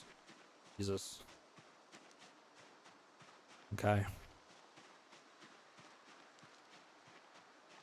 Yeah, this difficulty is no joke, man. I know technically it's not a difficulty, it's a sandbox preset, but you get what I'm saying. It is certainly no joke.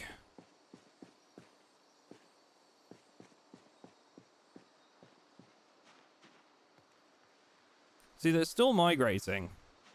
Probably because I, like, walked out of the area, they're only doing it now. But they're all migrating across this road at the top of my screen.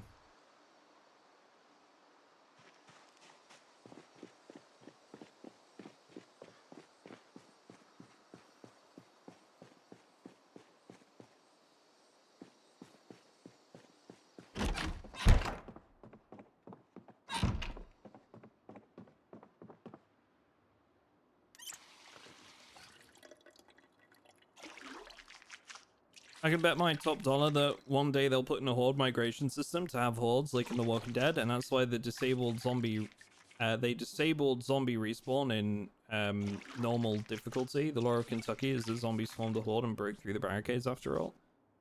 I mean, yeah, they might add a zombie like horde mechanic in future. I definitely welcome it. I suppose I was just saying I don't necessarily think that's what they were thinking when they implemented zombie respawns. Like, I don't think they were thinking like, how can we get around adding hordes? But, you know.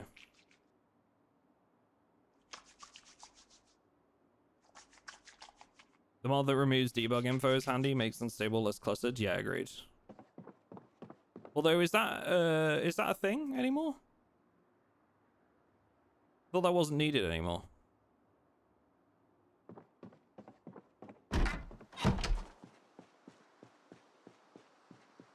There is a mod for hordes, not sure if it works in the current version though. Yeah, me either. Unsure. Unaware.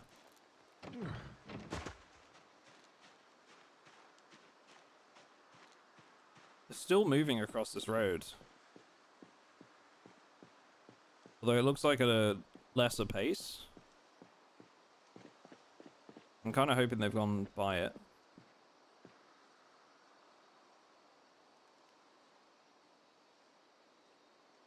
Have the devs stated anywhere the next steps for build 42 beside bug fixes? I expect NPC would be a plan for build 43 or something. There was a roadmap posted quite a while ago. And yeah, NPCs are build 43. We've got animals in build 42, and human NPCs are planned for build 43.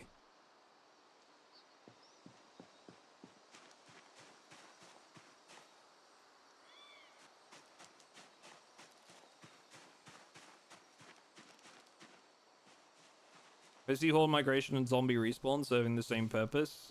Keep the world dangerous. Even if you cleared an area, it's not guarantee it will be safe in the future. Yeah, no, again, yeah, I agree. I just don't... I feel like you're missing the point of what I'm saying, but yes, I don't disagree with you on that.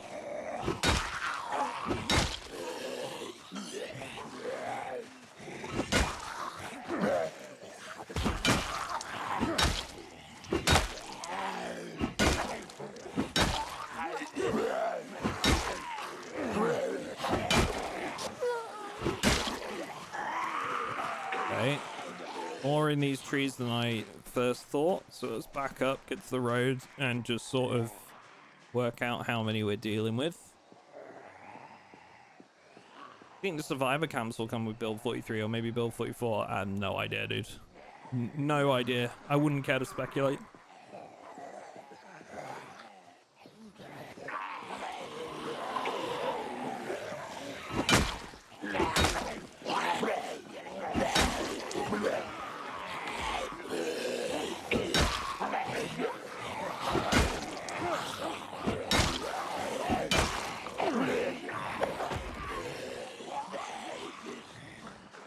Okay, we're getting tired and I'm out of breath, so we're gonna have to just break off Go back to base. Really struggling to make any sort of like meaningful headway in our local area right now. The alarms making zombies shift locations frequently is just meaning that we clear an area out and they're immediately filling it back in. So let's try and get back to base, reform our thoughts here, and maybe we can take a different approach.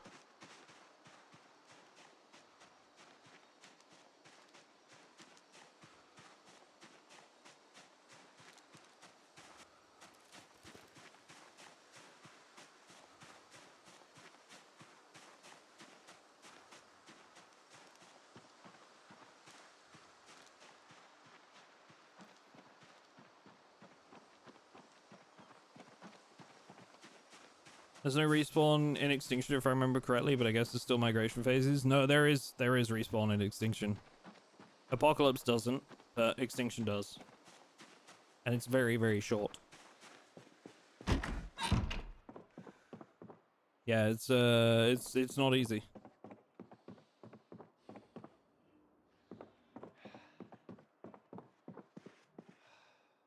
Not easy at all. Right, I'm gonna lock this door. I got a key. Remember to lock this, and potentially the garage door too. To be fair, because it only takes one zombie with door opening cognition skills, and yeah, we'll be toast. Make sure we get some reading in. Wind down for the last couple hours before we sleep.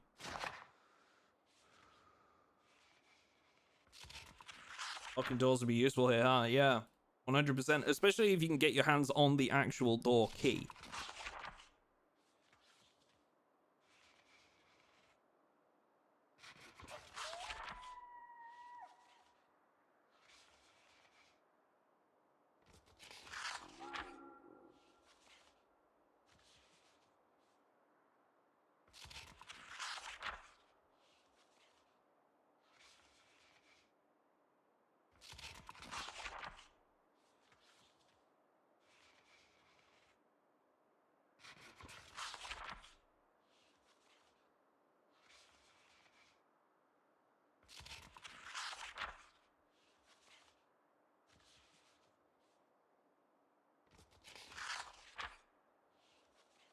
Would the zombies actually open doors outside of chasing you? Like a random zombie could just get into your base while you're away because it's not locked?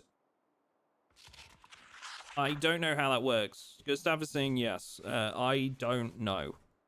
I've never actually played with the door opening zombies.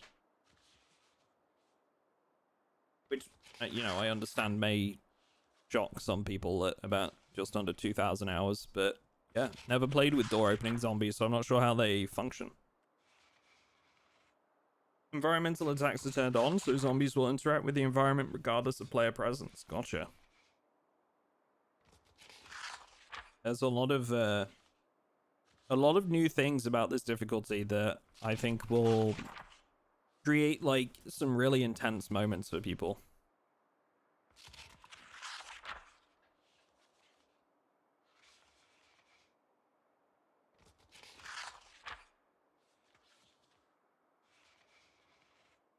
Oh, Frank's laying on the floor beside me, chat, on his blanket. And he's snoring up a storm. He's awake, but he's snoring because that's what Frenchies do.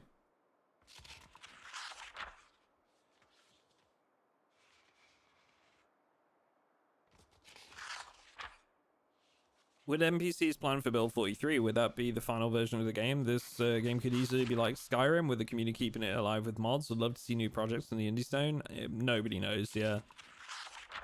If I'm honest, I very much doubt that build 43 would be the end point, and I don't see the Indie Stone slapping 1.0 on Project Zomboid anytime soon. The way that the Indie Stone have always approached it is that the way they've tagged it with early access on Steam is that they just see that as a symbol that they are going to continue developing the game. So I think they're already sort of the understanding that this could be considered a finished game, and you know, could have since probably the implementation of vehicles. But it's their baby, man. They've been working on this game for like over what is it probably like now, like 12 years, something like that. Since it was on Desura. I just do not see them just slapping 1.0 on it and being like, yeah, we're gonna move on to another project now. Like, I just don't see it happening. It's the identity of the studio itself, right? Like,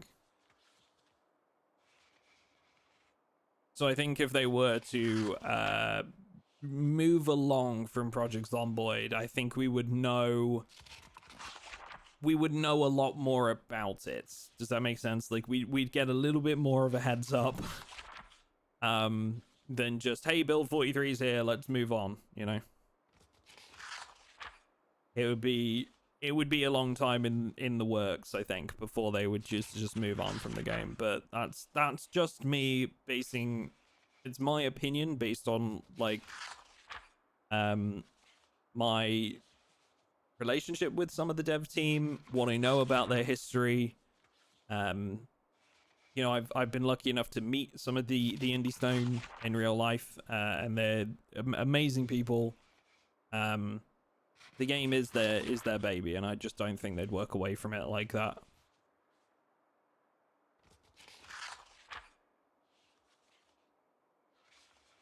I wish they would make it for console. Yeah, I just don't see that happening until they've eventually got it to the point where they're like, okay, yeah, this can be considered our finished like product now, and we're not going to make any major additions. I think they said like quite a long time ago that they don't want to bring it to console until like they've got like the finished iteration of the game, which who knows how long that could be. Who knows? I get what you mean though. It would be nice to see it on console. It's just a case of like, I think they said they don't want to add like, it essentially splits the game almost. Like you have to work on two different branches of the game dev at that point. Like you're making updates for console and you're also making updates to PC. So I kind of understand with how many updates they do for the game that they don't want to do that until it's finished.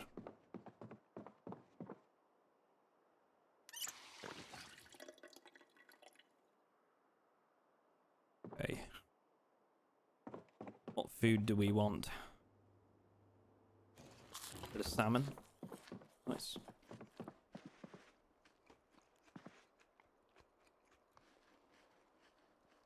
Painted water tooltip is turned off for Extinction. Ooh. Interesting.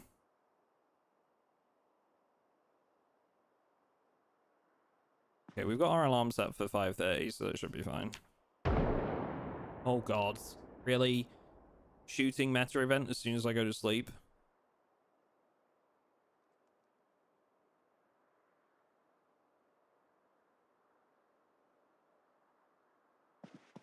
Okay, we're up at 4:50.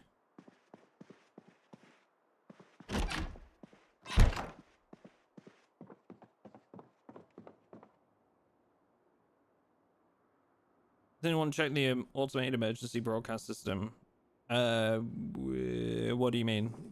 Like checked it in general, or like in this difficulty, or what?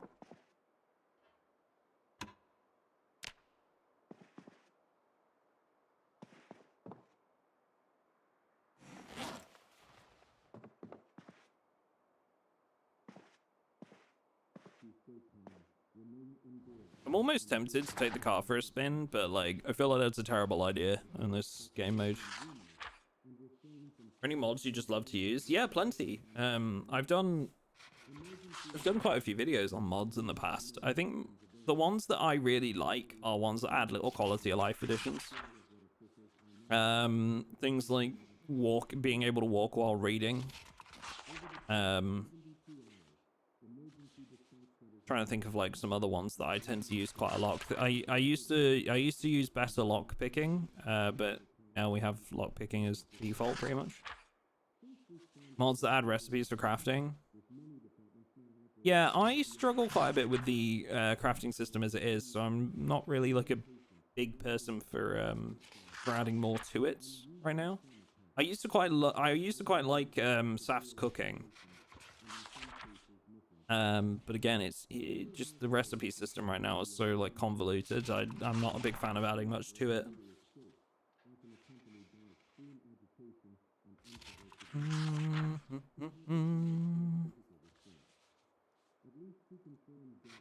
There's one that lets you grow grapes and apple trees that I really like. That sounds cool. Yeah, I can see that.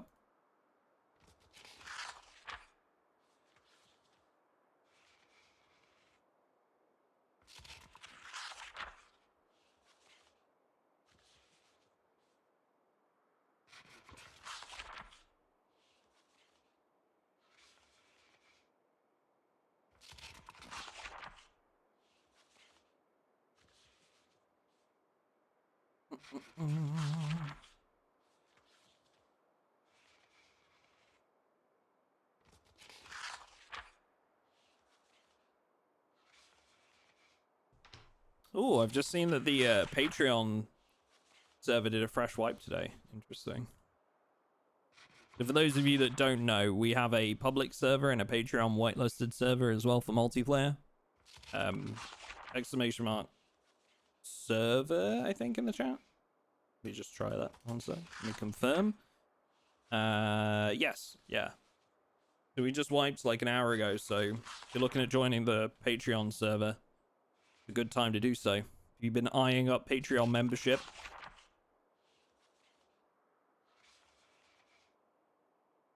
and yeah, we also have a public server too.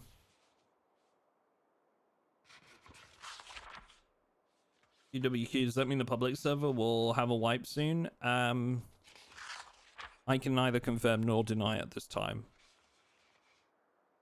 Your Honor. I don't want to say yes or no because like I don't actively partake in the decisions about that much anymore. I just kind of provide oversight.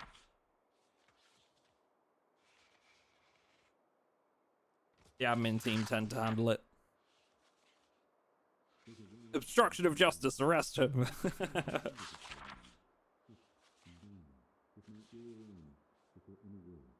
Might have to make a burger flipper in case there's a job opening at the burger stand. Yeah, I don't know what kind of thing we're going to do with our next like gameplay video. Honestly, I have been thinking about doing something with this Extinction difficulty and like maybe once I'm familiar with it, do like a bit of I don't know, like a survival guide to Extinction in Project Zomboid. Similar kind of lines of how we did like a multiple part episode for, you know, surviving your first week in Project Zomboid, you know? Be kind of interesting to do like a survival guide for Extinction.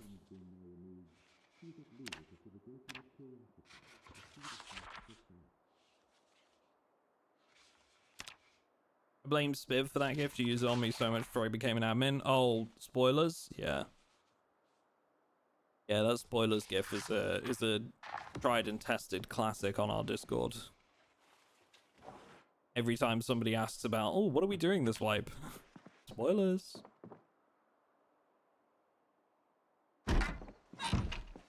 Okay. Plan.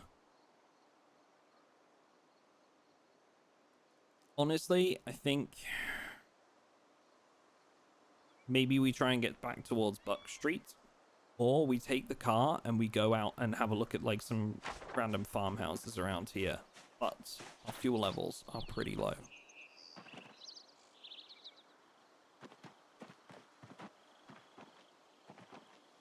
And the engine's not in great state, if I remember rightly.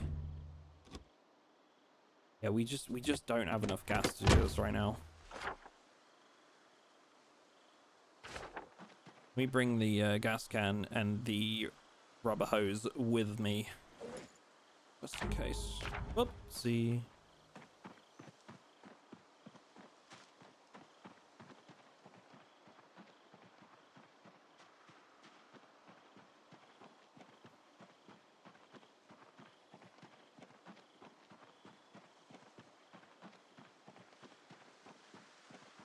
Yeah, I went for a police officer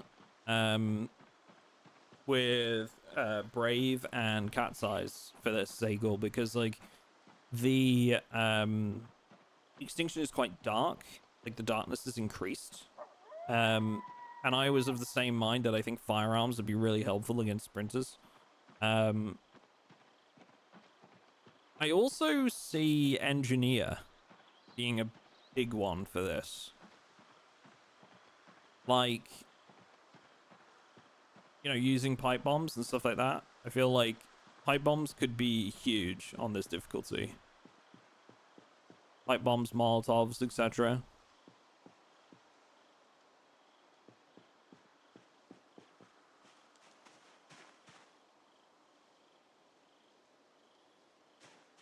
Hey, what up, Medley?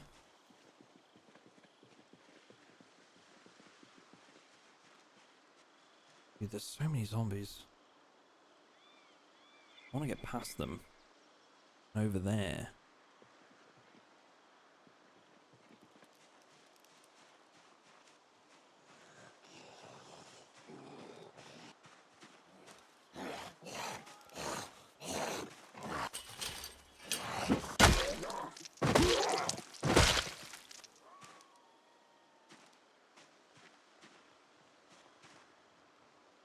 That was a sprinter.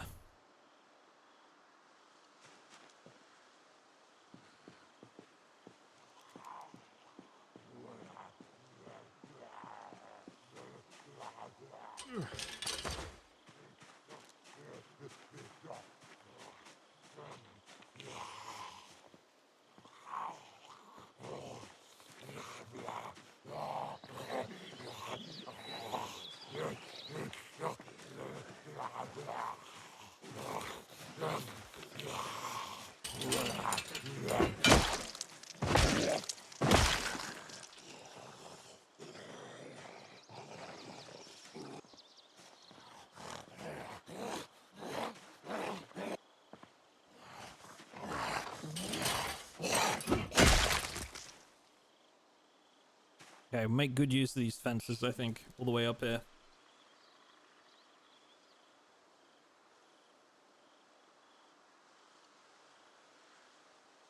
One second. I don't know if it's only the server I'm playing, but every time I progress, there's a wipe and I have to start all over again. Like, after 6 times of redoing everything, I now play single player. It's understandable, but yeah, like Gustav's saying, with the state of the game right now, like, we're all unstable, which essentially means that every update, there's probably going to be a wipe. It's just, you know, it's not something that servers can move against, really. Especially right now, considering that the devs have sort of moved on to a monthly, like, release schedule, it seems like. They putting out patches, like, once a month or so. Once it reaches stable, that'll be, you know, less frequent, I would imagine. Like, we won't have to wipe quite as often, but right now, there's not really much multiplayer servers can do about it.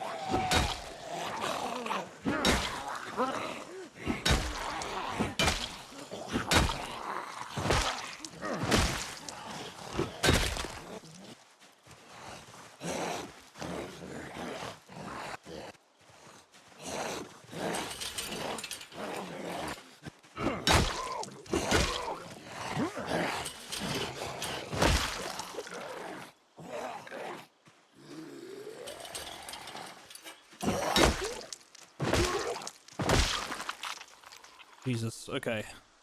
That was really precarious because they were both approaching at, like, the same time, which made timing those attacks very tricky. We got a couple zombies there. Or more than a couple, to be honest. One of them looks to be a sprinter, I think. Dude, this is so tough. Like, I'm struggling to find a way through. I think maybe if we go along the fence line, I can avoid some of them.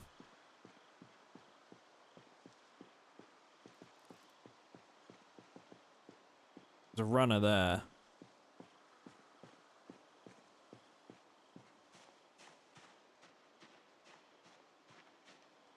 Like, there's not a lot of zombies inside the fence line. In fact, there's no zombies inside the fence line, so I might be able to just hop the fence. Let's give it a try. So one more. We're not going to try more than twice. No, because I don't want to waste all of my stamina. Or build, like, a huge amount of muscle strain. Do you think if we take a minute, we can probably get over this? We've just got to, you know, rest. Take it easy. We can maybe find a way to get over to those vehicles. You can see we're fatigued now. So again, just take it easy. The last thing I want to do is build up too much muscle strain, but I also, like, there's a group here, there's a group there. Both options are bad. I think the only option we have is to climb over the fence.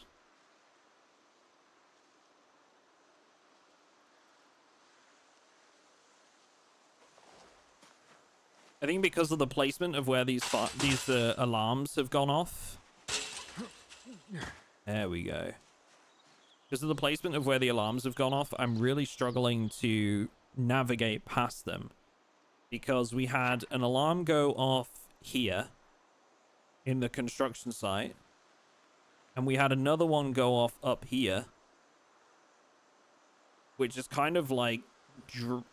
I've ended up with zombies on my right and my left sides from our safe house. And there's only really 2 roads in. The mouse is not showing? Yeah, that's why I was zooming in on the locations. Plus the shots at night, yeah. We've had a lot of things drawing the zombies around, and it seems to have blocked off our pathways.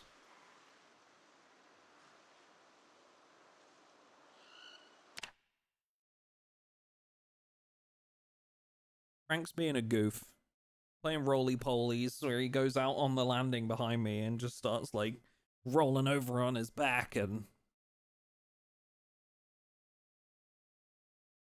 You being a silly boy, Frank? Yeah?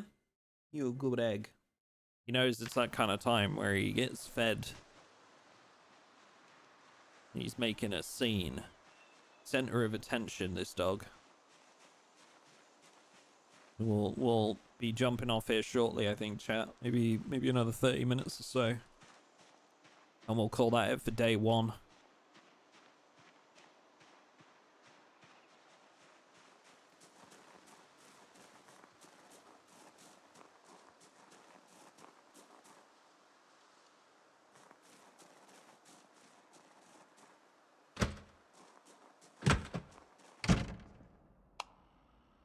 Okay.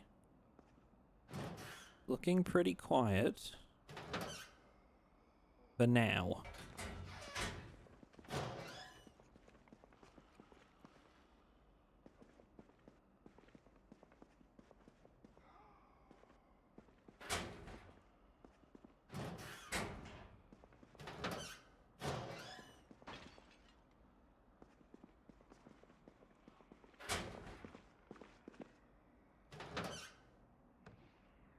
Window just broke in the next room. This room here.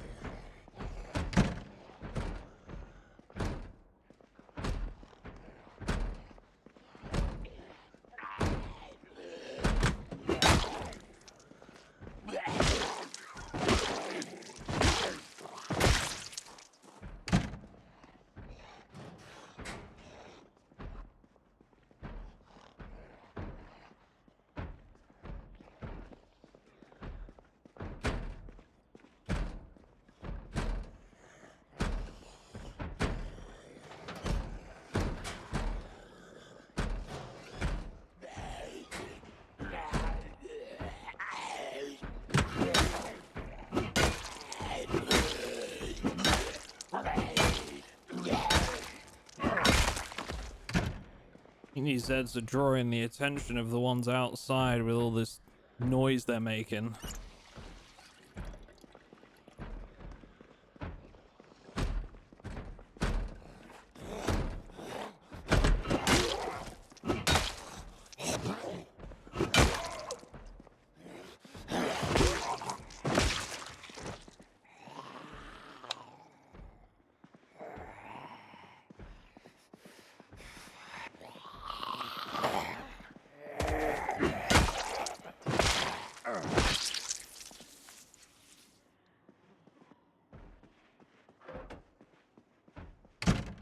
Random sight and hearing and long memories is what's doing this.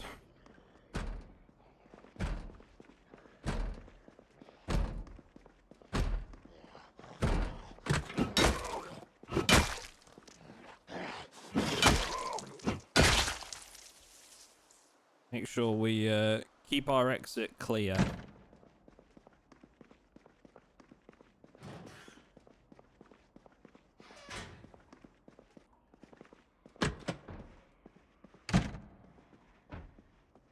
Okay. That's the library.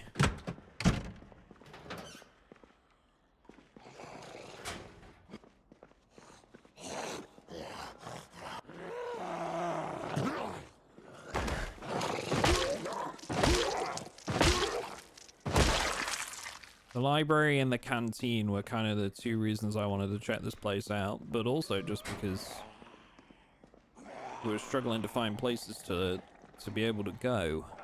They've broken the main door over there. Which is not great. I can hear more on my right again.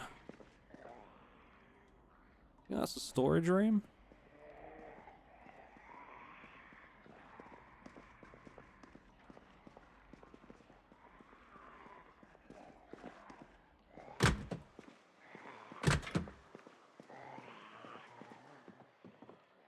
Gymnasium, maybe?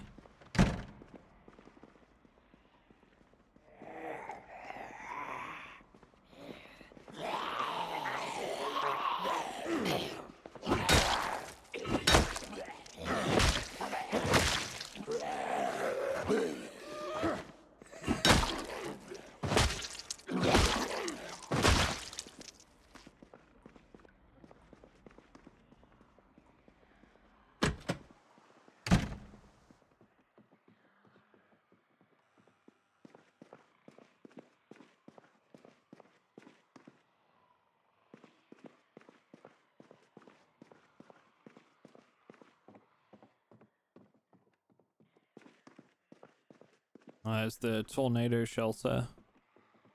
Okay.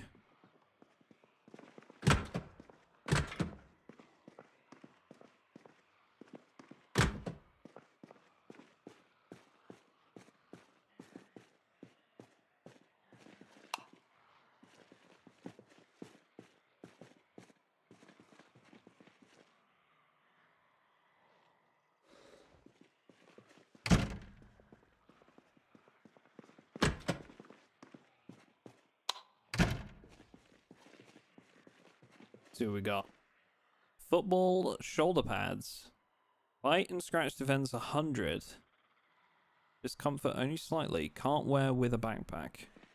Interesting. Catcher's vest. Soft shin pads. Cross sticks. Interesting that the shoulder pads don't give much in the way of discomfort.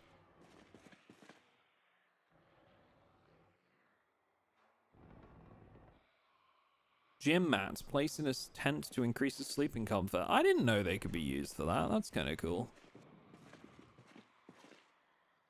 Kind of like a sleeping bag, but not as good. Oh, that's what I'm talking about right there. Metal baseball bat. That's what we want. They got about the same damage as the crowbar? Yeah. Maybe slightly more?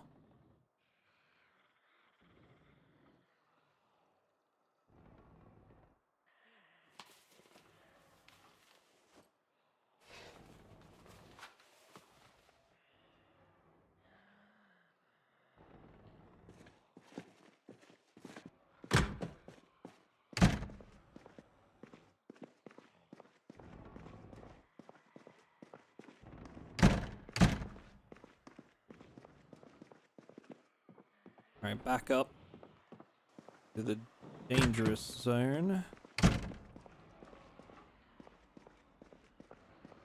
That's kind of where I want to go.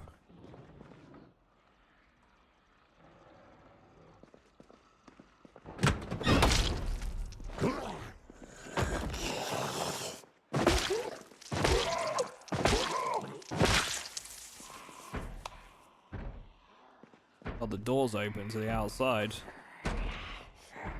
Oh god. Oh god. Oh, he can open doors.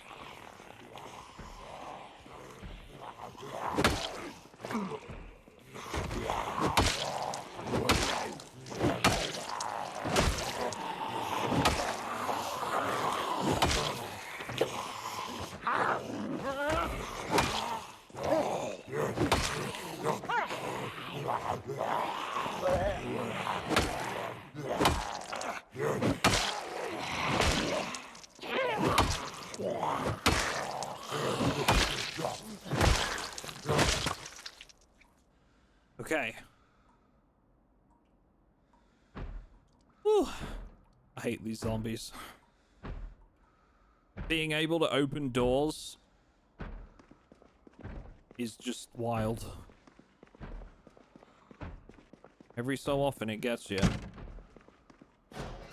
And the way he waited for me to get close to do so.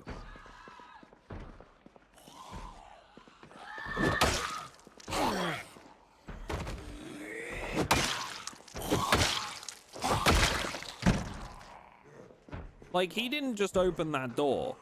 He waited for me to get close enough for him to open it at a good time, you know? This guy, too.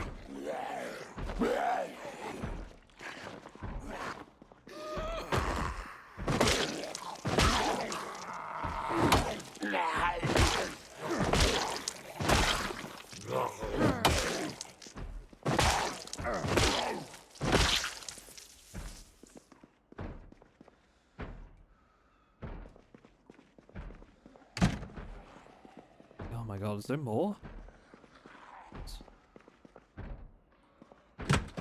Okay, I need to rest. It feels like down here is going to be the best bet.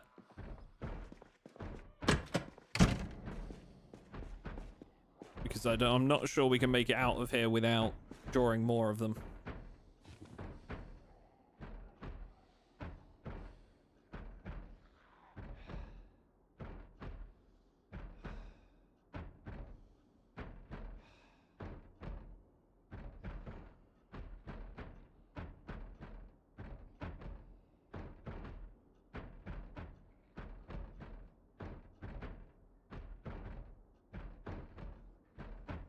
Okay. Well, this is certainly a situation to find ourselves in.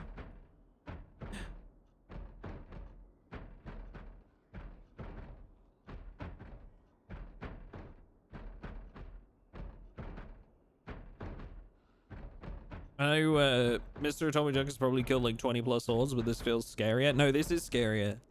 A zombie horde that all moves at the same pace and doesn't think is easy enough to handle.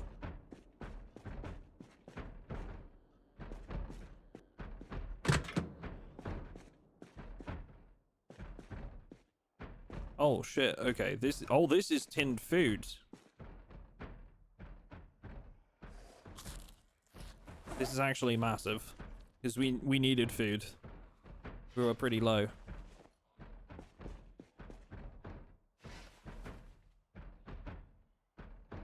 Plastic bottle. I'm gonna drink all of this and just keep the bottle. But I'm noticing the zombie sounds are building up. So this may all be for naught, but I know for a fact we weren't gonna outrun them. If I went busting out those doors, so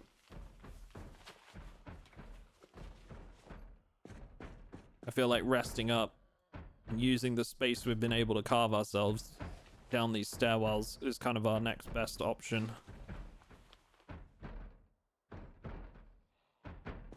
Okay. Good little good amount of food right there we've been able to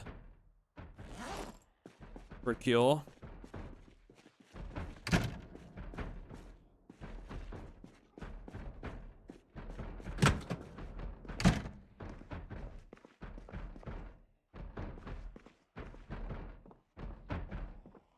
See what we can do now. Hey, Discord message, babe. Would you mind just seeing if Frank wants to go out and give him his D word? You want some dinner, Bubby?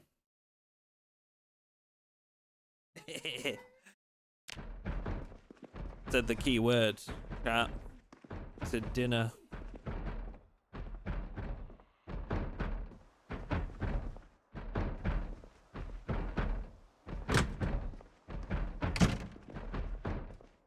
Okay, I think now's a good time to make an escape. Ooh, ooh.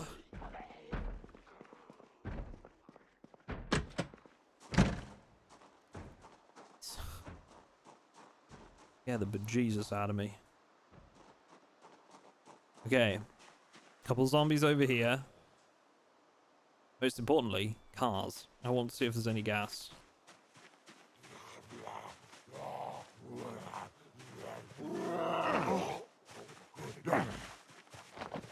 Imagine if that one had the smarts. Yeah, waiting for me to go past.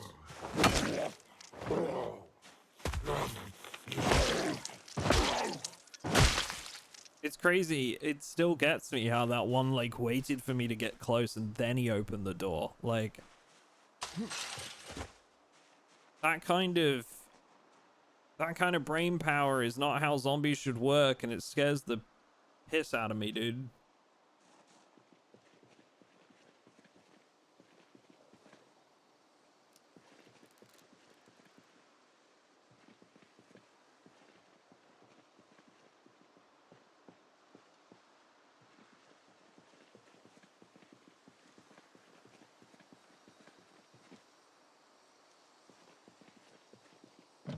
How long does it take for build 42 to get as stable as 41? Nobody knows.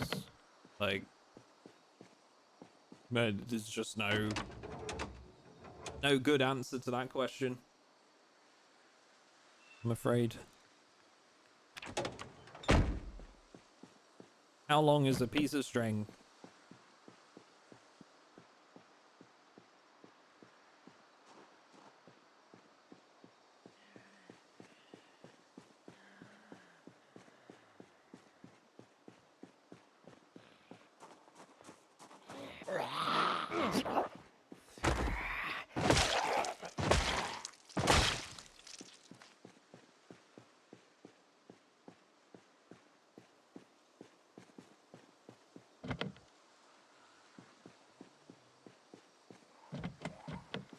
Yeah, each time someone asks, it increases by a week.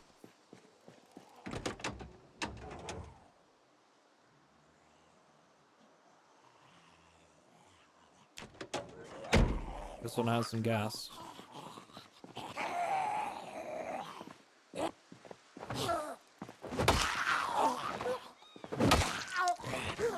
How long did it take for build 41 though? What was it? It was about a year from build 41 solo release to multiplayer release, and then I think it was like another year and a half before it was stable, but that's off the top of my head.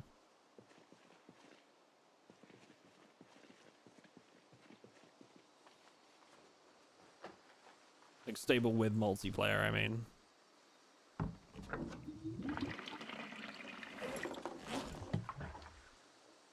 If it makes you feel any better, we're at the final, like, hurdle, which is we've got multiplayer now. We're just waiting for multiplayer to become stable. But yeah, as for how long that's going to take, well, who knows? All right, I'm going to eat some, like, high-calorie foods here, because we are losing weight.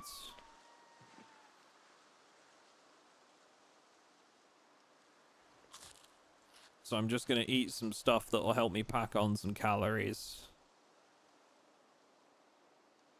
dried chickpeas. Yum. Must be used in a recipe to be eaten. I'm also freeing up space for this gas can doing this.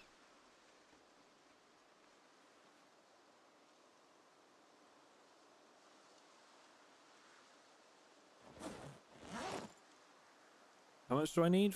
4.6? Yeah, it's just not going to happen, is it?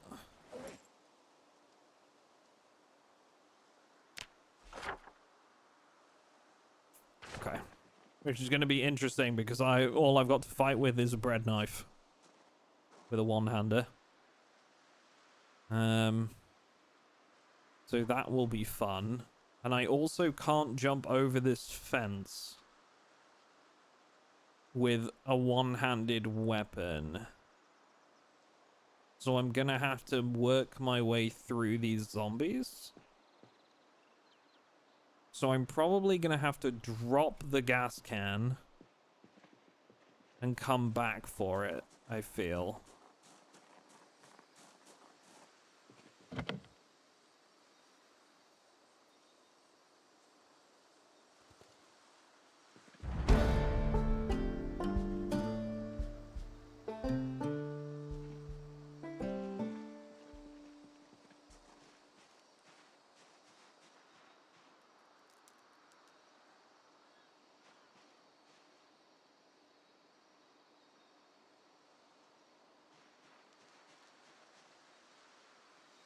What kind of van is that?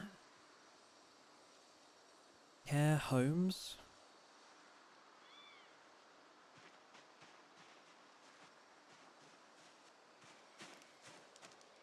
Could have some interesting stuff in the back.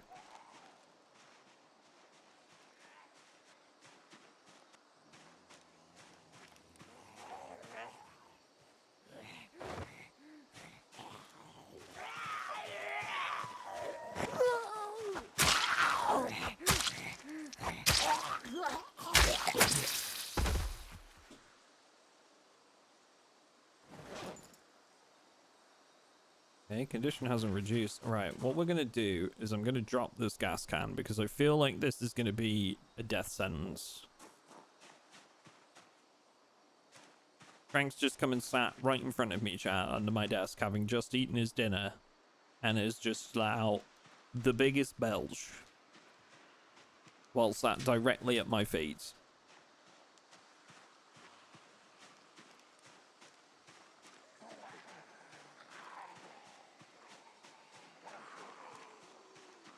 He is sharing. He wants you to smell it. Well, I'm always smelling his smells. None of them are enjoyable. PC is mostly written in JavaScript and Lua, right? Yeah.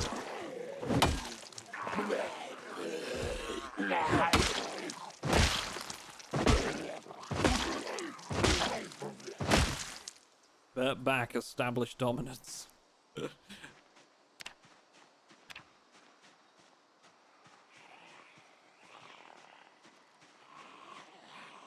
This is going to be a really tough trip back home now we've got this gas.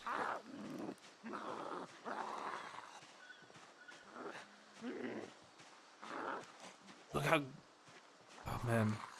I thought I wanted to see me from all the way over there.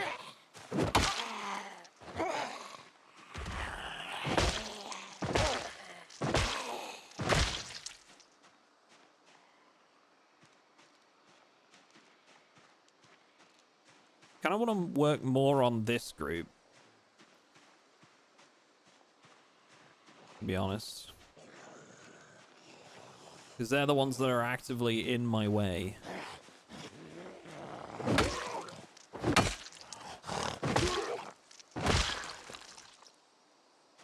Kind of busy over there. Honestly, it's kind of busy everywhere right now. A lot of house alarms and stuff have gone off in my area, and it's made like the couple roads out of my base absolutely swarming.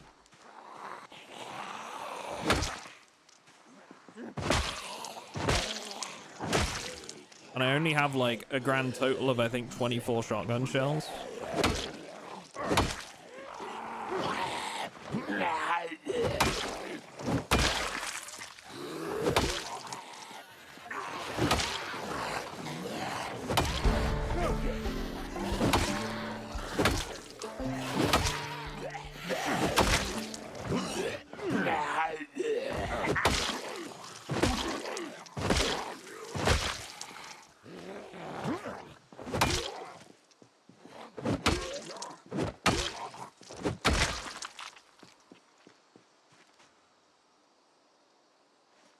Otherwise, I'd maybe consider using a shotgun to clear out the roads around my house, but because we're kind of like in a rural area, but we just don't have enough ammo.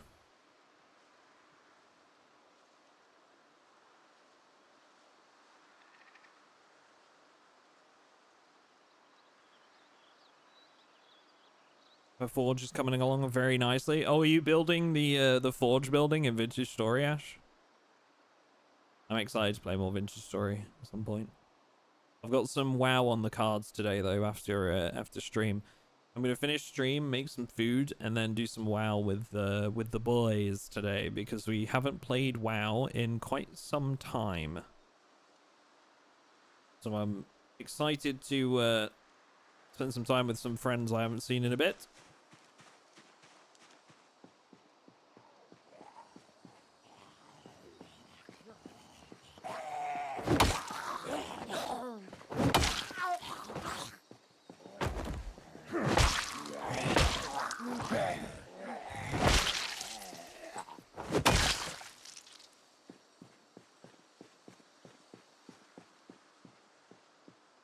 What class do you play in WoW? Oh man, so we play on like WoW Classic, and right now I'm playing as a druid is my main, and I'm bear tanking for the group.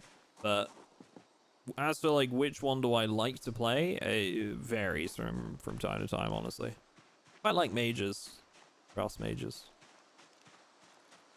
but usually when I'm playing with friends, I tend to tank because I just like being in control of dungeon groups and being able to like dungeon whenever I want, not have to sit in the queue as a DPS for like ages. So where do gas masks spawn normally? I'm afraid how Extinction will work if you can't breathe in the corpses. Sometimes in basements, sometimes in like vehicles, vans and stuff like that. Other good places to check are like any cleaning areas. Sometimes you'll find like half respirators and stuff. I can't remember where we found ours, chat. Was it in a basement? I think it might have been in a basement or a van. Okay, I feel like we've made meaningful progress cleaning out these zombies. For the for what little good it will do. Before they respawn in like less than 3 days or whatever it was. Oh no, but the area had to be unseen for like, what was it, 12 hours and then the 3-day timer. So I guess in the areas around our base will be all right, largely.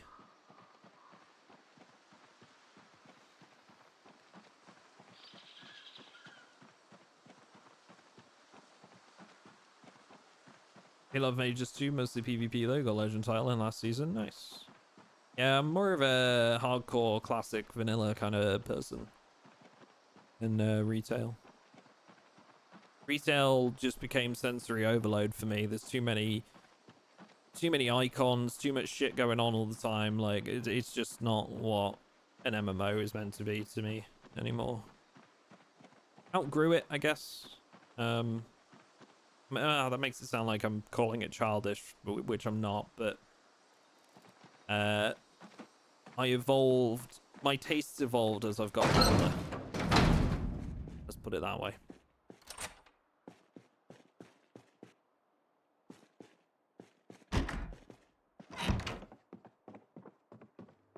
Right.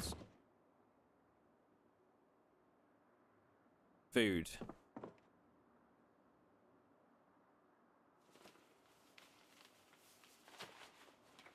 We are. Okay, this was a great run. We managed to finally get our hands on a decent stock of food. And honestly, we could probably head back to the school to check out the library as well. But this is a great start. We got an empty plastic bottle, so we can top up on fluids as well. Weight is still going down. Eat a couple of like trashy items. Chocolate covered coffee beans. Ooh.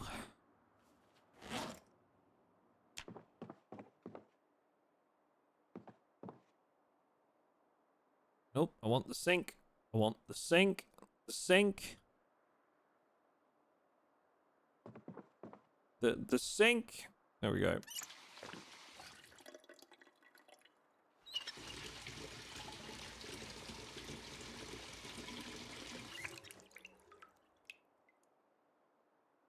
Okay. Bottle. Secured.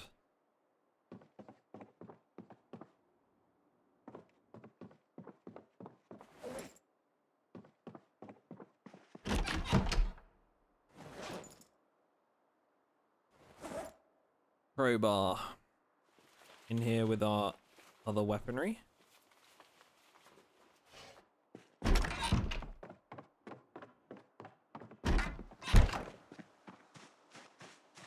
Top up the truck.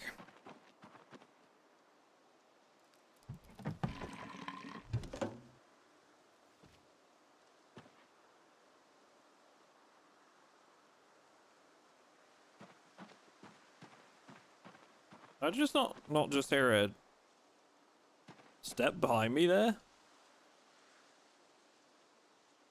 That sounded distinctively like a big step behind me. Okay. Right. Okay.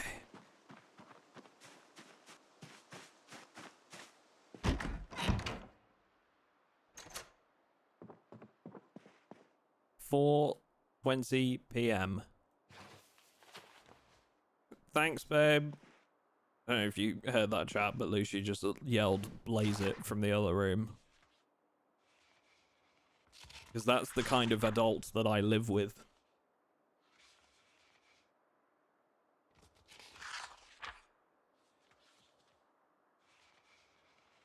Okay. So I think that's a pretty good first couple of days. We've managed to secure a building on the outskirts.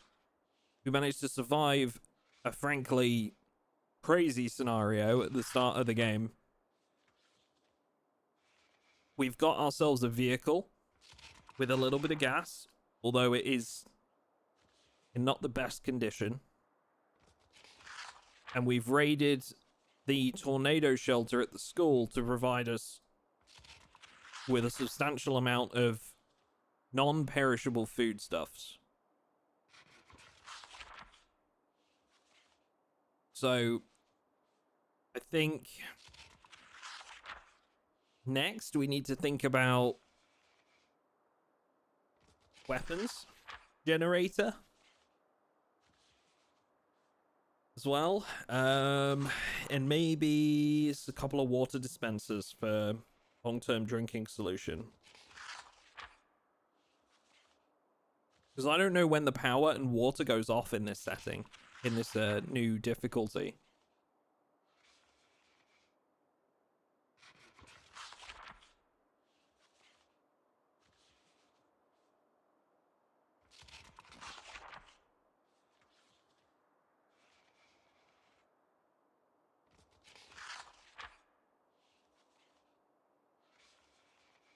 Do you know if there's a risk of things falling out of open bed storage in trucks? Does it make a difference if the storage is damaged? I don't believe that is a thing in vanilla.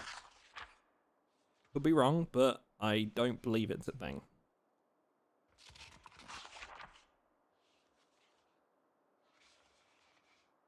Okay.